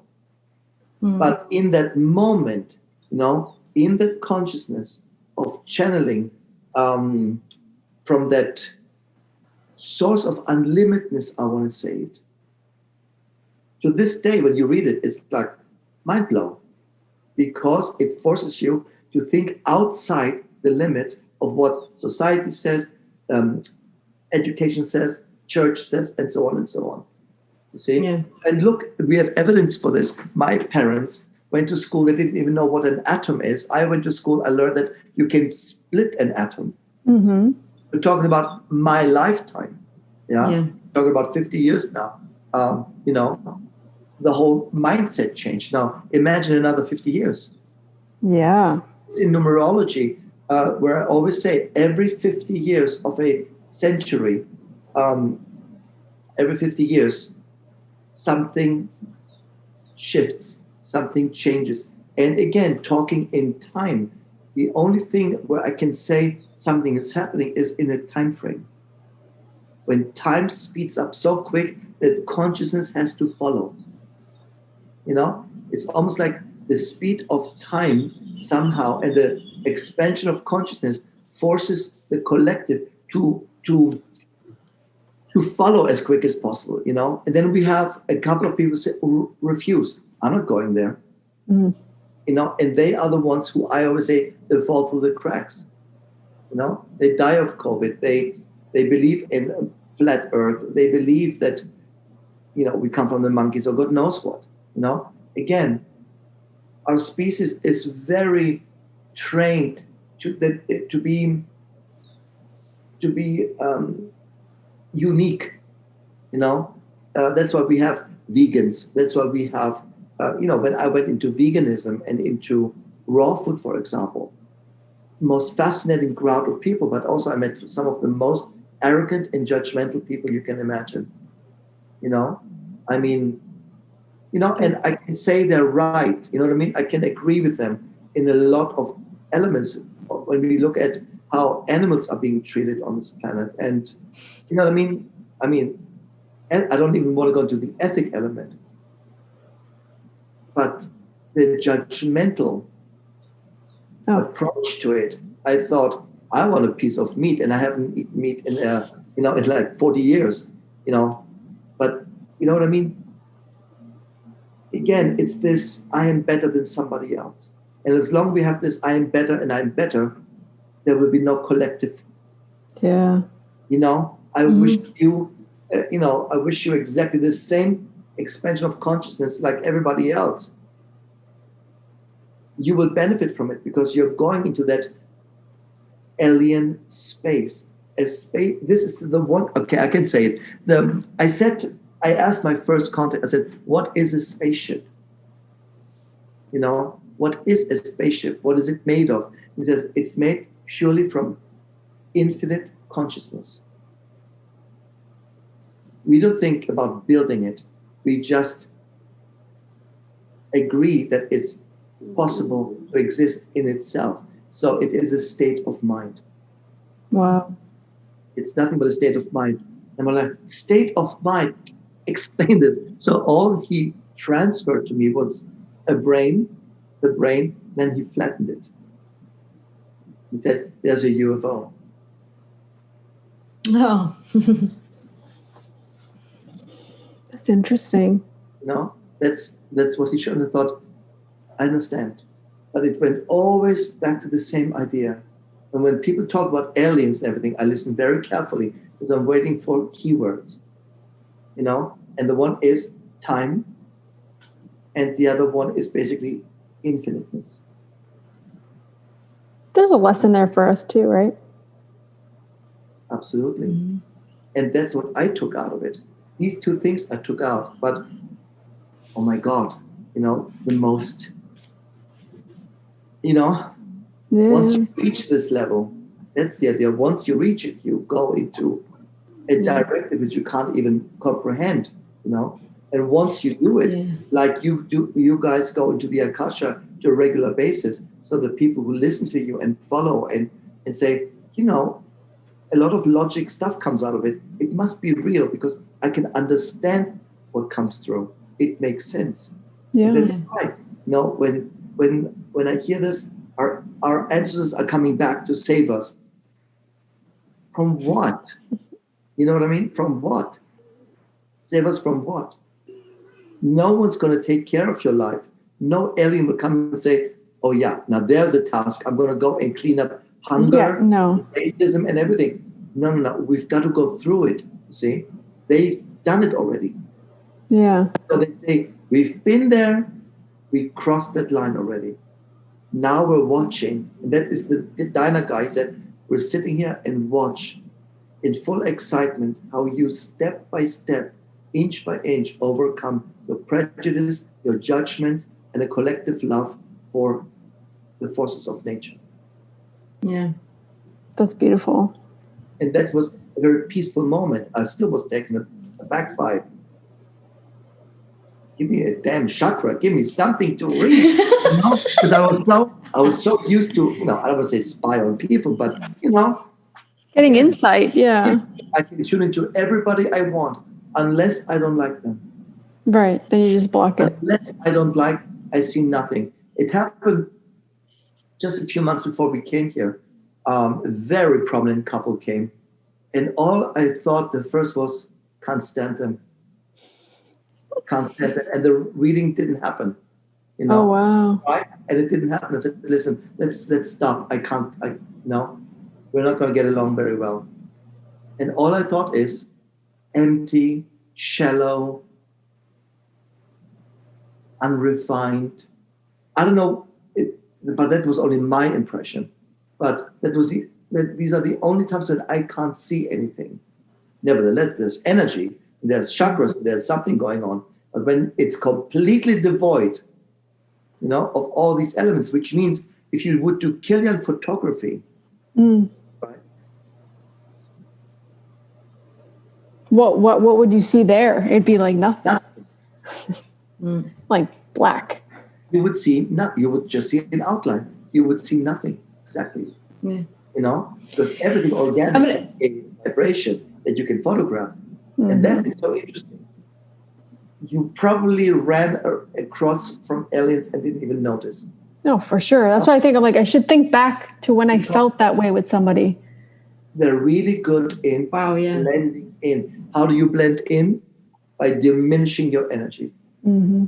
That's what shy people are, right? When they're really timid and shy, you sit on their lap basically. Say, I didn't see you sitting there. They become so visible. Same idea, but now it's deliberate. Do you think that also you hear revamping like the last few years of like people going, I'm a starseed, right? Do you think that's also like the consciousness recognizing itself, that they know that they've been incarnated in other places? Yeah, I totally believe this. I did for many, many years past life regression, and I developed my own little system to make sure that people really are not in some fantasy meditation journey, but really in an experience.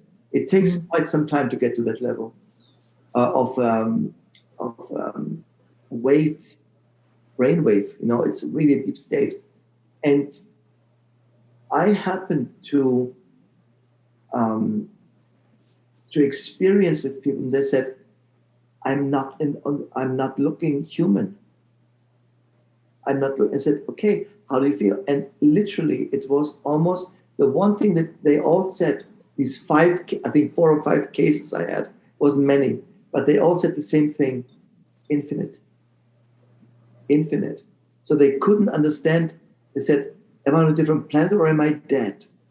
Because of timelessness, infiniteness is when we pass over, when we get out of the physicality. You see, that's the spiritual energy. That's Akasha, right? Yeah. What do you see in Akasha? Is there time in Akasha? No. It's infinite variations of experience that is cataloged into time frames that you have to define, because Akasha says, I'm sorry, there's no time here, but you define your time frame. That's what you do.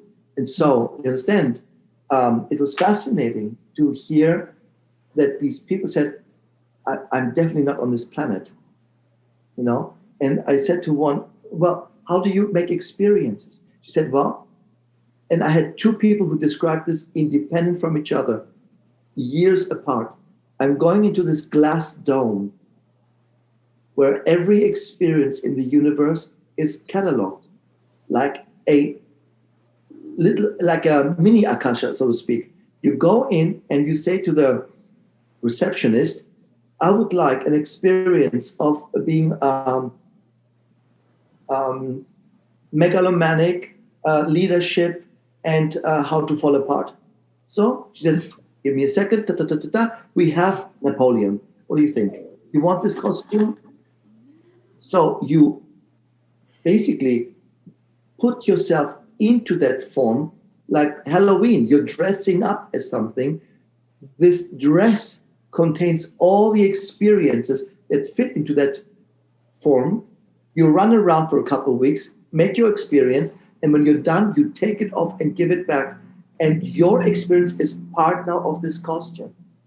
Yeah. Oh, wow. So if I wear being Marilyn Monroe, so my Kristos experience goes also to the costume, then Lorena comes and says, can I have that? Then Lorena's energy goes in, but you also feel Marilyn's energy, my experience, and then your energy. Then Lucia comes and says, okay, that one. So she has now Marilyn's energy, Kristos' energy, and so on. And I said, this is how you She said, we would never stay deliberately in one physical form. Mm. And they all, I think it was 5 people, if I'm not mistaken. So long ago. I didn't really catalog all these experiences, but I remember them because they were so unique. They all said, when they came back, and I followed up with them, how do you feel? And they all said, I'm totally homesick. Oh, no. They all went through depression. It was like a rude awakening to some degree, They were like, what the hell is this? It's crazy. Yeah. Wow. Oh my gosh. A lot of our genetic cell memory, cosmic cell memory. Remember, we are scientifically made of stardust. Mm-hmm. Right? Mm-hmm. So they say, well, everything is programmed. What was the stardust connected to? You see? So we have that memory in our physicality. Mm-hmm. I actually resonate a lot with what you were just saying, because it brings me back to, it's an event that I had, and I don't remember anything when I was young very much. Like I seem to block everything out. But I had this one event when I was 7 years old, and I was running into the little room that Lorena and I had at the house we lived. And there's this full-length mirror. And I remember I was being 7 and just stopping and seeing myself and going, and I started freaking out. I'm stuck. This isn't me. Oh my God, I'm stuck. Get me out. Oh my God. And I don't know how long it lasted. It maybe lasted a minute or two. It felt like it was just the impression that it left me. Like till this day, I remember feeling that feeling of recognizing that this is not me. Never left my consciousness. Like I can remember that everything I felt. We find these moments a lot without. I want to be careful because I don't want to make the actual experience devalue it in any form. But when we have people who are transgender, transsexual, intersex, who feel trapped in a different body, I can understand this a lot because these people for me are the real aliens.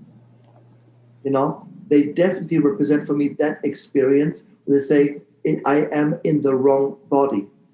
I'm carrying a physical experience which is the wrong costume for me, so to speak. And I totally believe it. And how do I know? By the way, again, this is all about chakras and movement in chakras. In a man, the first chakra goes clockwise, the second counterclockwise, clockwise, counterclockwise, and so on. In a woman, it's the opposite. Counterclockwise first, second is clockwise, third is counter, and so on. This is the polarity of feminine, female, and male and female. When people came to me, we talked about many years ago, and it's getting very emotional for me. And they said, can I come dressed as my true self? And so, what the hell does it mean? Said, you can come anywhere you want. And here is obviously a 6'9" man in high heels, hair everywhere, and a bra, and you know what I mean. And I thought, oh my God, that's what he meant. And this dude comes in, and all I could feel was feminine energy. Really? So, physically a man. And most cases where I consulted medically was when the parents, of course, knew about me and trusted me, and they said, we have a child with 2 genders, for example. Should we do what? They want to do surgery. What should we do? What is it? Which one to choose? I would look after a year. I would look at the first chakra and what movement it would go. If it went clockwise, boy, counterclockwise, a girl. Right. And I was always right with the movement because the kid really developed as a boy or a girl. So when an adult man or woman, very often women come to me, and they say, I'm a lesbian. I'm like, are you sure? Very alien feeling, you see. You feel like an alien in your own body. Don't need to go to outer space. Here's the alien experience. Yeah. And they said, I don't know. I said, do you think about a transition? I said, I don't know if I make it up in my head or if it's real. I said, let me check. So when the first chakra was in a man, female direction, I said, you're a woman. You're clearly a woman. Is there an energetic way to change that instead of having to physically, it's more complicated to change, right? The physical, isn't it? The body has to adapt to the original energy. Oh, wow. Mm-hmm. Mm-hmm. And that is for me an indicator that there is maybe a alien experience where you can go in and out of experience, then you give them back. See? And then the soul says, let me try this earth thing. I heard so much about it. Can be fun. Stuck. And you hear a lot. I'm trapped in the wrong body. Yeah. And the only way I can identify it is through the chakra movement. See? So when I have, somebody like Caitlyn Jenner, for example, I always thought he's gay. I mean, have you seen the eyebrows on this dude? Now, when a man has eyebrows like Liza Minnelli, something's wrong. You know what I mean? And manicures and stuff. But, there was a lot of feminine energy in this very athletic body that he came out, not as gay, but as I was not surprised at all. Because in the end, first chakra went feminine. You see? You can see that on a video or on TV. Oh, yeah. I mean, I lived in LA for 20 years. It was right in front of me.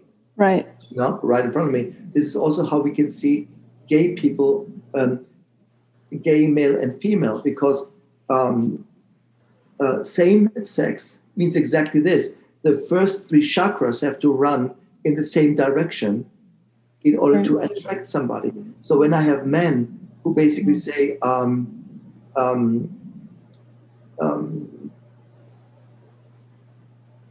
one day I discovered that I was gay, actually, it has only to do with the movement of the first chakras until they are running smoothly during the original identity, so to speak. I had a woman who had first is left, second was left, third was left. And I looked at them, married with 5 children, and said, "You're gay, you're a lesbian." What did she say? Oh, yeah. She would run out and say, "Don't tell anybody my secret." Oh my gosh. Which is a gay man. Sad, you see. But remember, this is almost 30 years ago. Yeah. I mean, I can't believe that people think that they have the right to tell you who you can be with. Like, you can't be with another woman. You can't be with another man. Like, what do you care? Go live your life. Let me live mine. Like, I never really understood that. Yeah. And that's why no alien ship will make the trip to come here and fix that. Oh. Don't you think, though, sometimes I think, like, if aliens were to come, we would all come more together and be like, whoa, we're the common race now. They're the weird ones, right? Let me say, anything can happen. Because remember, this is a world which is dominated by fear and unworthiness. And a great, great deal of that is part of the church and of organized religions in general. They start with the whole concept of, if you believe in this, you have to die. My God is better than your God, and so on and so on. So literally, the Vatican, I think a couple of years ago, said there is probably alien life somewhere else, because literally, if the aliens show up, that is the theme with God. It deletes the, what God is it that comes here, creates us, and then what, 50 others? You know what I mean? Or 5 gazillion others? So it's the fear of loss of power. At the same time, if we come together with consciousness one day, not in my lifetime, but one day, we all delete this fear. Because it's exactly what you described. We don't care who lives with who, why you choose, why you do. All we do is that we speak the same language. And as long as we don't speak the same language, Yeah. I knew this teacher who was very pessimistic, and she said always, as long as there's people, there's going to be conflict. And I thought, Wow. Faith in us. Yeah, she's so positive. that's one way to say it. It was quite a bitter statement, but at the same time, I could understand it. But the antidote to all this is exactly what you guys do, is let's just contribute with a little podcast, a little podcast to reach people, because even if 10 people only hear it, only 20 will be talked about, 30. And just the fact that, you go to a party and say, I heard this craziest shit on this podcast. You can listen to it. It's so nutty. But, I was ironing. I was doing my fingernails. I was waxing. I listen. It's crazy. Just listen. It doesn't matter if you believe in it or not. Just the consciousness of this person, the awareness, being exposed to a different possibility. That's amazing. That's our goal, right? Yeah, absolutely. And you cannot, and that's why all the people say the alien will come, the alien will come, the alien will come. They all have one agenda: speed. We want to speed this up. You cannot speed evolution. No. Because if the aliens would come now, we would all worship them and be slaves to them. I believe that. You know, the gods are back. That's the idea. You know, the gods are. Or machine guns would be taken out, and then the governments would fight against them or something. Yeah, you know, absolutely. Violence. Yeah. Oh my gosh, we've been on here for over 2 I know we took up like so much of your time. Sorry. When did we ever have a short talk? No, we never do because no one actually hears what we talk about before or after. So. It's true. It's true. But thank you so much. That is my take on all things alien visitation. You know what I mean? And again, time, exactly. So you understand, I hope I can inspire people a little bit to look into these time ideas and how physics will develop. Obviously, in our understanding what time linear, not linear is, and so on.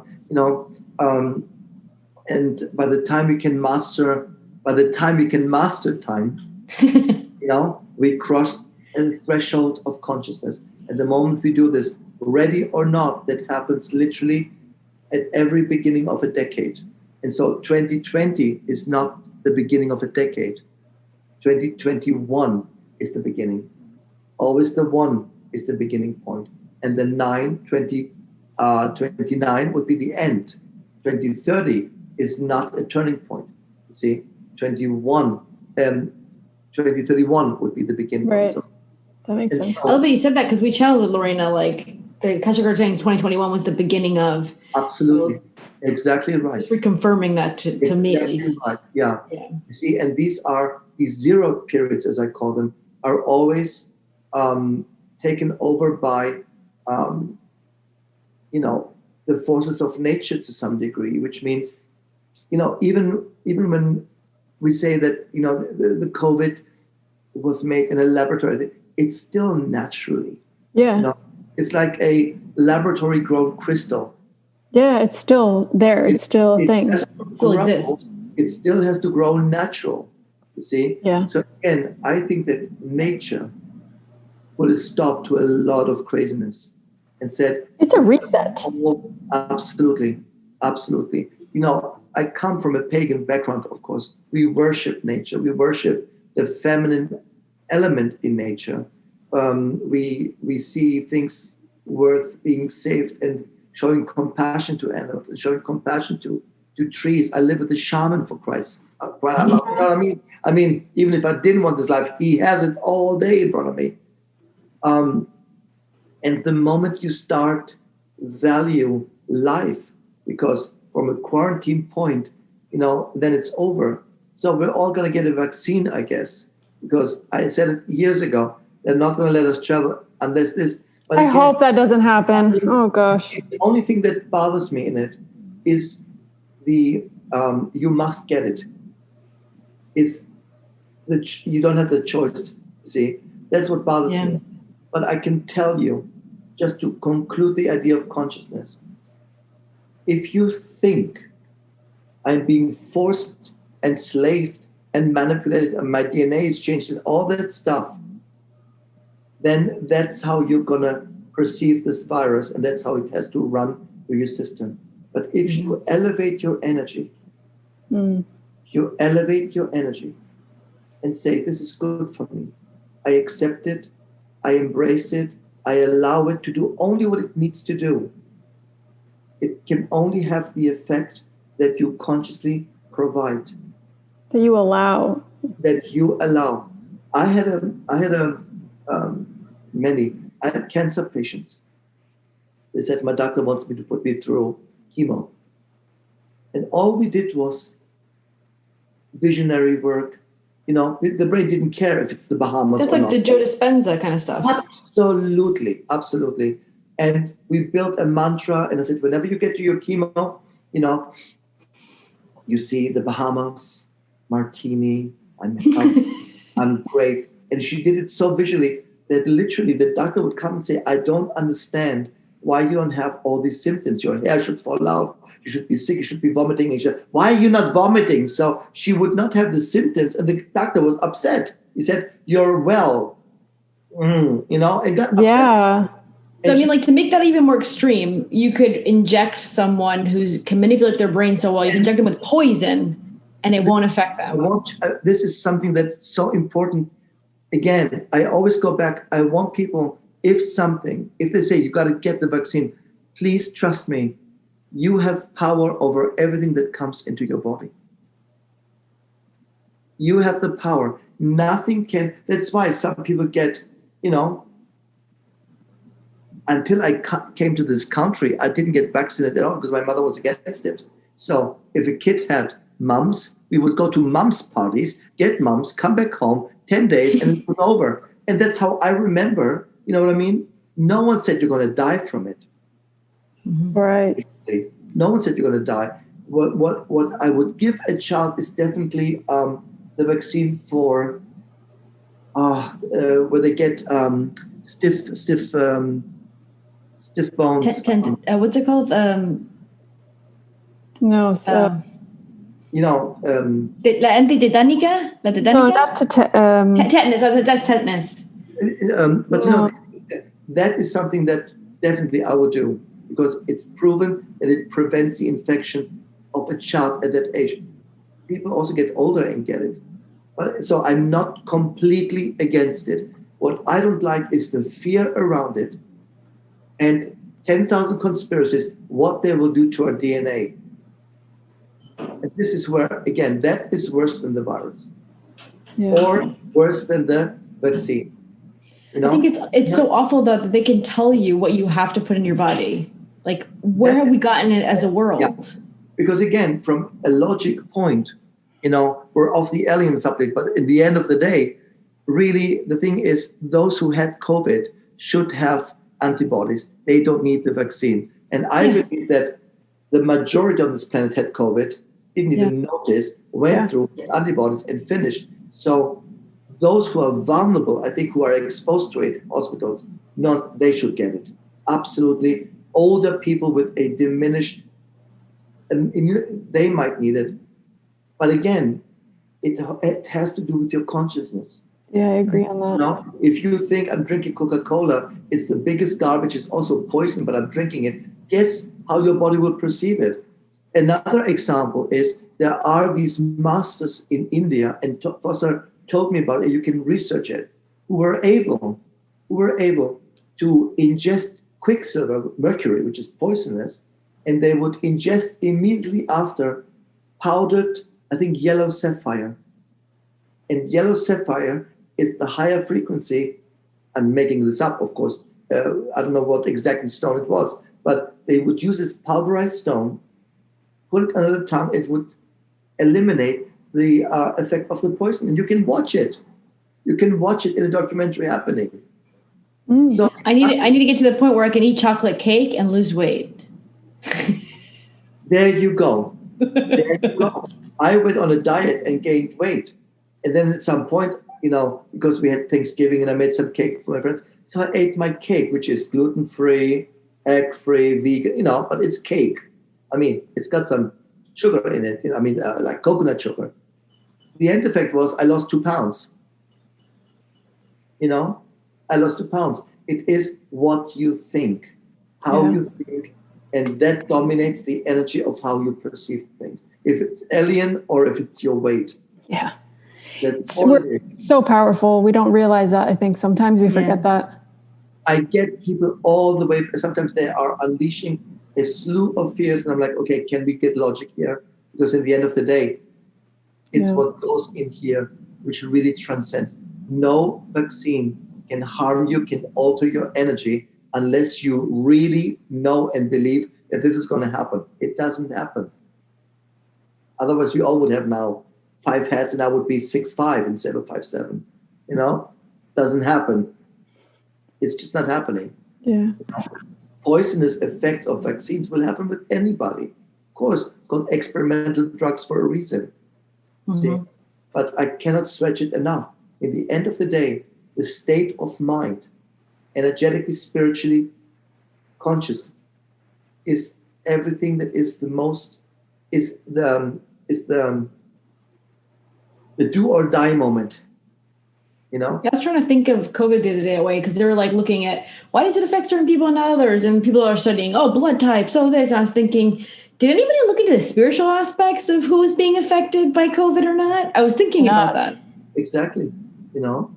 Exactly. And talking about aliens and the whole theory about it, interesting enough, it's not stretched on or focused on one specific group on this planet. It doesn't matter. I know I met people from all sorts of life, all sorts of religion, all sorts of backgrounds said, I think there is something. And most I met said, I've seen something. Mm-hmm. Yeah, because we have the star seed, as Lorena called it, in our cell memory. Absolutely. Mm-hmm. And some people watch these shows and see every month, every season, evidence and say, you know what?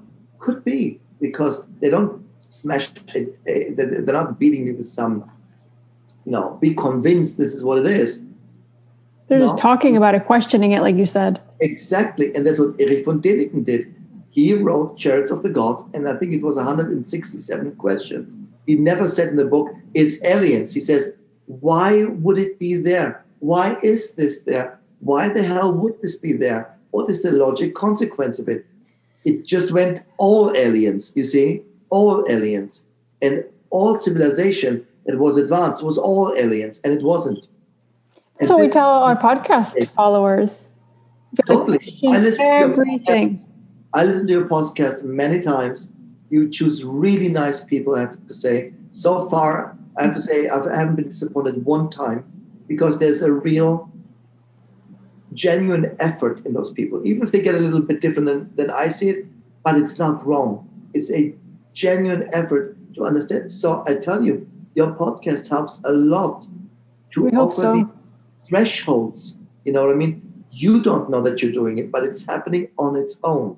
Yeah. Yeah, it has a mind of its own now, I think. It was our mission. And then funny enough, like at the beginning we were looking for people to interview, and after a while they just started coming to us somehow. Yeah. Now it's kind of stopped, and we've interviewed something. Let me just say this, Lorena, because it's so important. When something happens to you and you're not asking for it, you are somehow, in some point, develop the right vibration for it. Yeah. So instead of saying, should I do it? Listen, if you were not meant to do it, this would not happen to you. Oh, no. And the podcast at this point... Your meeting, absolutely. Yeah. And at this point, we don't even question if we're going to do it or not. Like, we know we're going to do it. We keep doing it. We've been doing it for over a year. And this is so important. I think the surrendering to this knowing. When I look at Foster, and I not only I love him, but I admire him, because for 40 plus years, he hasn't budged one bit of his belief. That's what I do. That's who I am. And that's what it is. But to make, no, there's no but. This is exactly what I experienced. My life is based on this. You cannot move him 1 inch. I tried, That's what it is. And that is when definitely a mission, a purpose, goes into resonance with the opportunities that Akasha provides. Yeah. Call it what you want. The universe, God, the goddess, Jesus, whatever you want to call it, doesn't matter. It provides you always with the resonance that you can do. So instead of saying, I wonder if I can do it, listen, you got it served on a platter. Obviously, you're good to do it. So go do it, you see? And that is an important experience now in our days to really, I want to say, surrender to an understanding of nothing can happen unless I am in resonance to it, unless I believe it. Yeah. I like that.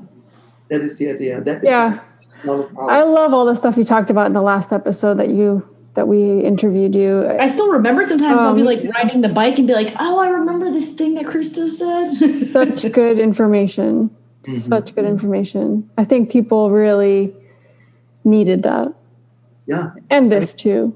I try only to go from what I experience and what makes sense for me. By no means that's the only way. But this is my piece, So for me, aliens are not astronauts, they're time travelers. In time, and the more I went, and I said, this makes for me sense. Yeah. This makes sense. Suddenly I had all these people who started talking about changes in time, lost time. I was in space. It was a week, but it was an hour, got it. You see? Yeah. Always the resonance will come and serve you with more detail, so to speak. Yeah. Mm-hmm.